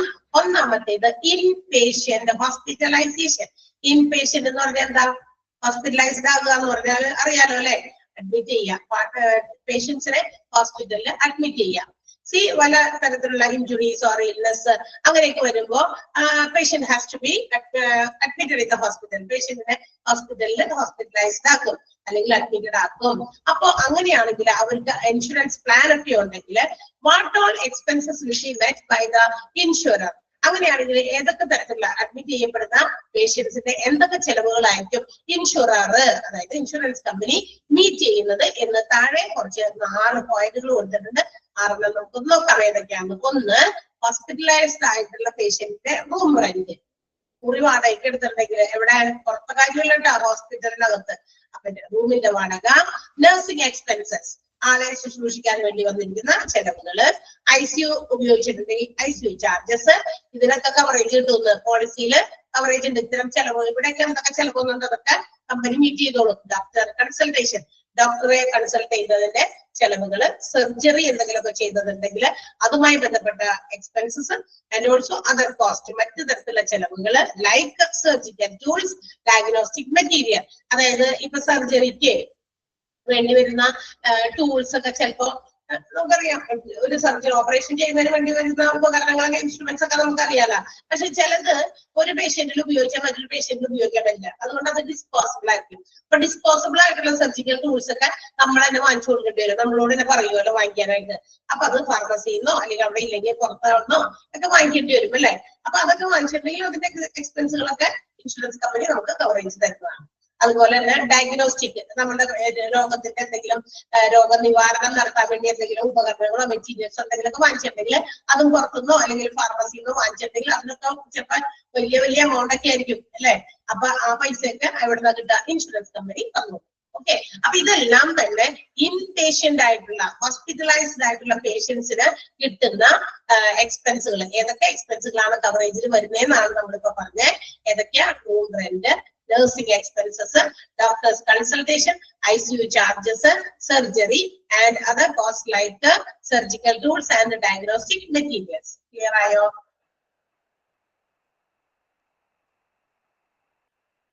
Okay, and next one. അടുത്തത്, അപ്പൊ ഒരു തരത്തിലുള്ള ചെലവാണ് ഇപ്പൊ നമ്മള് ഇൻഷുറൻസ് കമ്പനി ഏറ്റെടുക്കുന്ന ഒരു ചെലവാണ് നമ്മൾ കണ്ടത്, ഇൻ ഹോസ്പിറ്റലൈസേഷൻ. അതായത് ഇൻപേഷ്യന്റ് ആയിട്ട് കിടക്കുന്ന പേഷ്യൻസിന്റെ ചെലവുകൾ. ഇനി അടുത്തത് പ്രീ ഹോസ്പിറ്റലൈസേഷൻ. എന്താ പ്രീ ഹോസ്പിറ്റലൈസേഷൻ എന്ന് പറഞ്ഞാൽ? Pre, before admitting the patient അല്ലെ. പേഷ്യന്റിനെ ഹോസ്പിറ്റലൈസ്ഡ് ആക്കുന്നതിന് മുമ്പ് അപ്പൊ ചെലവ് വരില്ലേ? തീർച്ചയായും വരുമല്ലോ. ചിലപ്പോൾ അഡ്മിറ്റ് ചെയ്യുന്നത് എപ്പോഴാണ്? After the consultation of doctor അല്ലെ. ഡോക്ടറെ കൺസൾട്ട് ചെയ്ത് കഴിഞ്ഞതിന് ശേഷം മാത്രമാണ് എന്ത് ചെയ്യുന്നത്? പേഷ്യന്റിനെ അഡ്മിറ്റ് ചെയ്യപ്പെടുന്നത് അല്ലെ. അല്ലാതെ ഓടി വന്നിട്ട് ഏതെങ്കിലും മുറിയോ വേക്കന്റ് ആയിട്ട് കിടക്കുന്നുണ്ടോ, ഒരു രോഗി ഭയങ്കര എമർജൻസി ആയിട്ട് കൊണ്ടുവന്നിട്ടുണ്ട്, വേഗം കൊണ്ട് മുറിയിലാണോ കിടക്കുക? അല്ല, അങ്ങനെയുള്ളവർക്ക് വരാനുള്ള സ്ഥലമാണ് നമ്മൾ നേരത്തെ പഠിച്ചിട്ടുള്ളത്. എമർജൻസി ഡിപ്പാർട്ട്മെന്റില് അല്ലെങ്കിൽ കാഷ്വാലിറ്റി അല്ലെ, കാഷ്വാലിറ്റി ഡിപ്പാർട്ട്മെന്റിൽ വരുന്ന പേഷ്യൻസ്. അപ്പൊ അവിടെ വന്ന് OP-യിൽ വന്നിട്ടുണ്ടാവാം, എമർജൻസിയിൽ കയറിയിട്ടുണ്ടാകാം. ഓക്കെ, അപ്പൊ അഡ്മിറ്റ് ഒക്കെ ചെയ്യുന്നത് ചിലപ്പോൾ ഇതെല്ലാം കഴിഞ്ഞതിന് ശേഷമായിരിക്കും. ചിലപ്പോൾ എമർജൻസിന്ന് നേരെ ഓപ്പറേഷൻ തിയേറ്ററിലേക്ക് കൊണ്ടുപോകും. അവിടെ ചിലപ്പോ ചെറിയ ചില ട്രീറ്റ്മെന്റുകൾ, ചില പ്രിവെൻഷൻ ട്രീറ്റ്മെന്റുകളൊക്കെ എന്തെങ്കിലുമൊക്കെ തടയാൻ, എന്ന് വെച്ചാൽ ചിലപ്പോൾ ചില ആൾക്കാർ ഭയങ്കരമായിട്ട് ആക്സിഡൻസ് ഒക്കെ വന്നിട്ട് ചോരയൊക്കെ ഇങ്ങനെ വാർന്നു പോയിക്കൊണ്ടിരിക്കുകയായിരിക്കും. അപ്പൊ അത് പെട്ടെന്ന് സ്റ്റോപ്പ് ചെയ്യാനുള്ള ട്രീറ്റ്മെന്റുകൾക്ക് വേണ്ടിയിട്ട് ആദ്യം തന്നെ ഓപ്പറേഷൻ തിയേറ്ററിലേക്കൊക്കെ കൊണ്ടുപോയിട്ടുണ്ടാകാം. അപ്പൊ അതിന് വരുന്ന ചെലവുകൾ, അതാണ് pre hospitalisation. That means before a patient is admitted in the hospital there may occur many of the expenses such as എന്തൊക്കെയാണ്? Doctor's consultation, medical investigations, primary procedures, preventive surgeries, diagnostic tests and medicines. അപ്പൊ കാഷ്വാലിറ്റിയിൽ വരുമ്പോൾ തന്നെ പല test നടത്തിയിട്ടുണ്ടാവും. Diagnostic ആയിട്ടുള്ള ചില രോഗത്തിന്റെ നിവാരണത്തിന് വേണ്ടിയിട്ട് ടെസ്റ്റുകൾ നടത്തിയിട്ടുണ്ടാകാം, പ്രിവെന്റീവ് സർജറീസ് നടത്തിയിട്ടുണ്ടാകാം, എന്തെങ്കിലും പ്രൈമറി പ്രൊസീജിയേഴ്സ് പേഷ്യന്റിൽ നടത്തിയിട്ടുണ്ടാകാം, ഇൻവെസ്റ്റിഗേഷൻസ് നടത്തിയിട്ടുണ്ടാകാം, അങ്ങനെ മെഡിസിൻസ് പ്രൊവൈഡ് ചെയ്തിട്ടുണ്ടാകും. ഇതൊക്കെ ഹോസ്പിറ്റലൈസ്ഡ് ചെയ്യുന്നതിന് മുമ്പും ചില പേഷ്യൻസിന് വരാറുണ്ട്. അത്തരം ചെലവുകളെല്ലാം തന്നെ നമ്മുടെ ഇൻഷുറൻസിന്റെ കവറേജിൽ വരുന്നതാണ്. ക്ലിയർ ആയോ? അപ്പൊ നിങ്ങൾ എന്ത് ചെയ്യണം അറിയാമോ? ദീസ് കൺസിസ്റ്റ് ഓഫ് എന്നുള്ള ആ സാധനമില്ലേ, അതൊന്ന് അണ്ടർലൈൻ ചെയ്യാമോ? പ്രീ ഹോസ്പിറ്റലൈസേഷൻ എക്സ്പെൻസിനകത്ത് വരുന്ന എക്സ്പെൻസുകൾ ഏതൊക്കെയാണെന്ന് അണ്ടർലൈൻ ചെയ്യുക. 2 നമ്പർ ഇട്ടേക്കണം. പ്രീ ഹോസ്പിറ്റലൈസേഷൻ എക്സ്പെൻസിന്റെ രണ്ടാമത്തെ sentence, pre hospitalisation expense consist of. ആ ദീസ് എന്നുള്ളത് നമ്മൾ മാറ്റി വായിക്കണം. കാരണം എന്താന്ന് വെച്ചാൽ പരീക്ഷയ്ക്ക് വരുമ്പോ ദീസ് കൺസിസ്റ്റ് ഓഫ് എന്ന് പറഞ്ഞാൽ നമുക്ക് മനസ്സിലാവില്ലല്ലോ. കാരണം തൊട്ടടിയിൽ വേറെ ഒരെണ്ണം കൂടി വരുന്നുണ്ട്, പോസ്റ്റ് ഹോസ്പിറ്റലൈസേഷൻ എക്സ്പെൻസ് കൂടി വരുന്നുണ്ട്. പോസ്റ്റ് എന്താ? ഹോസ്പിറ്റലൈസ്ഡ് ആയിട്ട് കഴിഞ്ഞു, ഡിസ്ചാർജ് ഒക്കെ കഴിഞ്ഞിട്ടുള്ള ചെലവുകളാണ് കേട്ടോ. അതിനകത്ത് വരുന്നതാണ് all cost which is involved in patient care and medicines after patient is discharge from the hospital. ഹോസ്പിറ്റലിൽ നിന്ന് പേഷ്യന്റ് ഡിസ്ചാർജ് ചെയ്ത് പോകും, അതായത് ഡിസ്ചാർജ് ചെയ്തു, ബാക്കി കാര്യങ്ങളൊക്കെ ഇനി പ്രൊസീജിയേഴ്സ് ഒക്കെ നടക്കാനുണ്ട് എന്ന് വെച്ചാൽ അതിന്റെ ബില്ലും മറ്റു കാര്യങ്ങളൊക്കെ ചെയ്യുന്നതിന് മുമ്പ് തന്നെ പോകുന്നതിന് മുമ്പ് കുറച്ച് മെഡിസിൻസ് കൊടുക്കേണ്ടി വരും, വീണ്ടും ഒന്നുകൂടി ഡോക്ടർ കൺസൾട്ട് ചെയ്യേണ്ടി വരും, അല്ലെങ്കിൽ പിന്നെ എന്തെങ്കിലുമൊക്കെ ടെസ്റ്റുകൾ വീണ്ടും ഒന്നുകൂടി ചെയ്യേണ്ടി വരും, തെറാപ്പീസ് എന്തെങ്കിലും പ്രൊവൈഡ് ചെയ്യണമെങ്കിൽ അങ്ങനെയുള്ള കുറെ കാര്യങ്ങൾ കൂടി അതിന്റെ ഇടയിൽ നടക്കും പോകുന്നതിന് മുമ്പ്. ഡിസ്ചാർജ്ഡ് ആണ്, പക്ഷെ അതിന് മുമ്പ് ഈ പറയുന്ന കാര്യങ്ങൾ കൂടി ചെയ്തിട്ടായിരിക്കും ചിലപ്പോൾ പേഷ്യന്റിനെ അവിടെ നിന്ന് പറഞ്ഞു വിടുക. അപ്പൊ അത്തരം എക്സ്പെൻസ് ഒക്കെ വരുമ്പോൾ അത് നമ്മുടെ പോസ്റ്റ് ഹോസ്പിറ്റലൈസേഷൻ എക്സ്പെൻസിലാണ് വരിക കേട്ടോ. അതൊന്നും അങ്ങോട്ട് എഴുതി വെച്ച് അണ്ടർലൈൻ ചെയ്തേക്കാം. ദീസ് കൺസിസ്റ്റ് ഓഫ്, ആ ദീസ് ഇവിടെ പോസ്റ്റ് ഹോസ്പിറ്റലൈസേഷൻ എക്സ്പെൻസ് എന്നാണെന്ന് ഓർക്കണം. Post hospitalisation consultation, diagnostic test, medicines, therapy, drugs etcetera, അതൊക്കെ പോസ്റ്റ് ഹോസ്പിറ്റലൈസേഷൻ എക്സ്പെൻസിൽ വരുന്നതാണ്. ആ സെന്റൻസും ഒന്ന് അണ്ടർലൈൻ ചെയ്യാം. ഇൻപേഷ്യന്റ് ഹോസ്പിറ്റലൈസേഷന്റെ ആ എന്താ പറയാ 6 പോയിന്റുകൾ ഒന്ന് ടിക്കറ്റ് വെക്കണേ. 6 പോയിന്റുകൾ: റൂം റെന്റ്, നഴ്സിംഗ് എക്സ്പെൻസ്, അതേതൊക്കെയാണ് ഇൻപേഷ്യന്റ് ഹോസ്പിറ്റലൈസേഷനിൽ വരുന്ന കവറേജ്, ഇൻഷുറൻസിന്റെ കവറേജിൽ വരുന്ന ചെലവുകൾ ഏതൊക്കെയാണെന്ന് ചോദിച്ചു കണ്ടിട്ടുണ്ട്. 6 എണ്ണം ഉണ്ട്, അത് ടിക്ക് ചെയ്യാം. ചിലപ്പോൾ ചിലതൊക്കെ തരും, എന്നിട്ട് പെടാത്തത് ഏതാണെന്നൊക്കെ ചോദിക്കാം. പ്രീ ഹോസ്പിറ്റലൈസേഷനിലും പോസ്റ്റ് ഹോസ്പിറ്റലൈസേഷനിലും 2 സെന്റൻസുകൾ വീതം ഞാനൊന്ന് അണ്ടർലൈൻ ചെയ്യാൻ പറഞ്ഞു. ദീസ് കൺസിസ്റ്റ് ഓഫ് എന്ന് തുടങ്ങുന്ന സെന്റൻസ് ആണ് രണ്ടിലും. അണ്ടർലൈൻ ചെയ്തോ? ഓക്കെ. ആൻഡ് എടുത്തേക്കാം. ആംബുലൻസ് ചാർജസ് ആണ്. ഇനി ഇതും നമ്മുടെ ഹോസ്പിറ്റലില് എന്താ പറയാ മായിട്ട് ബന്ധപ്പെട്ട് നമുക്കറിയാം, ഹോസ്പിറ്റലിലേക്ക് പേഷ്യന്റ് നടന്നു വരില്ല ചില ക്രിട്ടിക്കൽ സിറ്റുവേഷൻസിൽ അല്ലെ. അപ്പൊ they have to be brought in to the hospital by ambulance. With the help of ambulance മാത്രമേ ചില സിറ്റുവേഷൻസിൽ പേഷ്യൻസിനെ ഹോസ്പിറ്റലിലേക്ക് കൊണ്ടുവരാൻ പറ്റുള്ളൂ. കുറച്ച് ദൂരമൊക്കെ കൂടുതലുള്ളതാണെങ്കിൽ ഹോസ്പിറ്റലിലേക്ക് കൊണ്ടുവരുമ്പോഴേക്കും അതിന് കുറച്ച് ചാർജസ് ഒക്കെ വരും അല്ലെ. ആംബുലൻസിലേക്ക് കൊണ്ടുവരുമ്പോൾ തീർച്ചയായിട്ടും വെറുതെ ഒന്നും ഓടില്ല വണ്ടി. അപ്പൊ അതിൻ്റെതായ ചാർജസും അവിടെ ഹോസ്പിറ്റൽസുകാര് എഴുതിയൊക്കെ വെച്ചിട്ടുണ്ടായിരിക്കും. അപ്പൊ അതിന്റെ ചെലവുകൾ, അപ്പൊ അതിന്റെ ചെലവുകളും നമ്മുടെ ഇൻഷുറൻസിന്റെ കവറിൽ വരുന്നതാണ്. ഹെൽത്ത് ഇൻഷുറൻസ് പ്ലാനിന്റെ കവറേജിൽ വരുന്നതാണ്. Health insurance plan will also cover costs involved in shifting patients to a hospital by an ambulance. ആംബുലൻസിലെ പേഷ്യൻസിനെ ഹോസ്പിറ്റലിലേക്ക് ഷിഫ്റ്റ് ചെയ്യുമ്പോൾ വരുന്ന എക്സ്പെൻസുകളും കവർ ചെയ്യുന്നതാണ് ഹെൽത്ത് ഇൻഷുറൻസിന്റെ പ്ലാൻ എന്ന് പറയുന്നത്. ക്ലിയർ ആയോ? ഓക്കെ. ഈ പറയുന്ന എന്താ പറയാ മെഡിക്ലെയിം ഇൻഷുറൻസുകളുടെ അല്ലെങ്കിൽ ഹെൽത്ത് ഇൻഷുറൻസിന്റെ എക്സ്പെൻസുകളിൽ കവർ ചെയ്യുന്ന കാര്യങ്ങളാണ് നമ്മൾ പറഞ്ഞുകൊണ്ടിരിക്കുന്നത്. Inpatient hospitalisation, pre hospitalisation, post hospitalisation, ambulance services, ഈ 3 എണ്ണം കൂടിയുണ്ട്. Day care treatment, day to day cash, hospital cash and income benefit, ഈ 3 എണ്ണം അടുത്ത ദിവസം നമ്മൾ ഇവിടെ 2ാമത്തെ പേജ് വരെ എടുക്കുന്നുള്ളൂ. ഓക്കെ. 2 പേജുകളൊക്കെ ക്ലിയർ ആണല്ലോ? എന്തെങ്കിലും ഡൗട്ട് വരുന്നുണ്ടോ? ഡൗട്ട് ഒന്നും ഇല്ലല്ലോ? നന്നായിട്ട് വായിച്ചു നോക്കുക. ഈ പാഠം തന്നെ വളരെ ഇമ്പോർട്ടന്റ് ആണ്, എളുപ്പവുമാണ് പഠിക്കാൻ. എനിക്ക് തോന്നുന്നില്ല അത്ര വലിയ ബുദ്ധിമുട്ടൊന്നും ഉണ്ടെന്ന് തോന്നുന്നില്ല. സോ എല്ലാവർക്കും ഫോളോ ചെയ്യാൻ പറ്റുന്നതും എല്ലാവർക്കും എളുപ്പത്തിൽ മനസ്സിലാകുന്നതുമാണ്. ആ നോട്ടിൽ വന്ന കറക്ഷൻ കറക്റ്റ് ചെയ്ത് തന്നെ പറയാം. ഏതാ പറയണ്ടേ നിഷ്ഠ?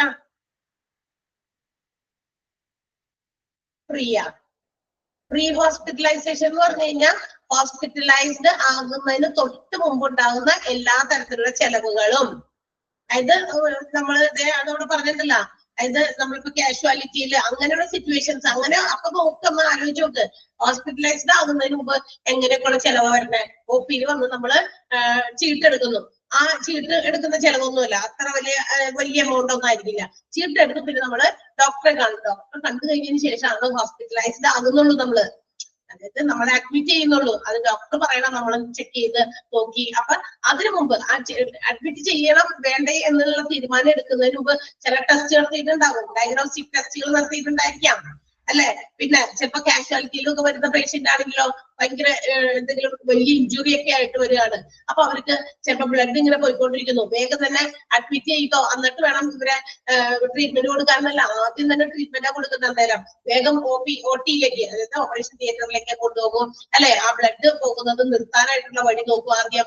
പിന്നെ ഏതൊക്കെ തരത്തിലുള്ള ബുദ്ധിമുട്ടുകൾ ആ പേഷ്യന്റിന് ഉണ്ട്, ചിലപ്പോ വലിയ അപകടമൊക്കെ ആണെങ്കിൽ പല സ്ഥലങ്ങളൊക്കെ നേരത്തെ പറഞ്ഞ പോലെ സ്കാനിങ് ചെയ്യേണ്ടി വരും. അപ്പൊ അതൊക്കെ ഹോസ്പിറ്റലൈസിന് മുമ്പ് നടക്കുന്ന ചെലവുകളാണ്. ഇതെല്ലാം ഇൻഷുറൻസ് കമ്പനി കവർ ചെയ്യും. അതുപോലെ പോസ്റ്റ് എന്ന് പറയുമ്പോൾ ഡിസ്ചാർജിന് ശേഷം, ഡിസ്ചാർജ് എന്ന് പറഞ്ഞാൽ വീട്ടിലെത്ര കാര്യമില്ലട്ടോ നിങ്ങൾ ചിന്തിക്കണ്ടേ. ഡിസ്ചാർജ് ചെയ്ത് കഴിഞ്ഞാൽ അപ്പൊ തന്നെ എനിക്ക് പോരാറുണ്ട്, അതായത് നിങ്ങൾ ഡിസ്ചാർജ് ആകട്ടെ ഇന്ന് എന്ന് വന്ന് നഴ്സ് ആരെങ്കിലും അറിയിക്കും നമ്മളെ.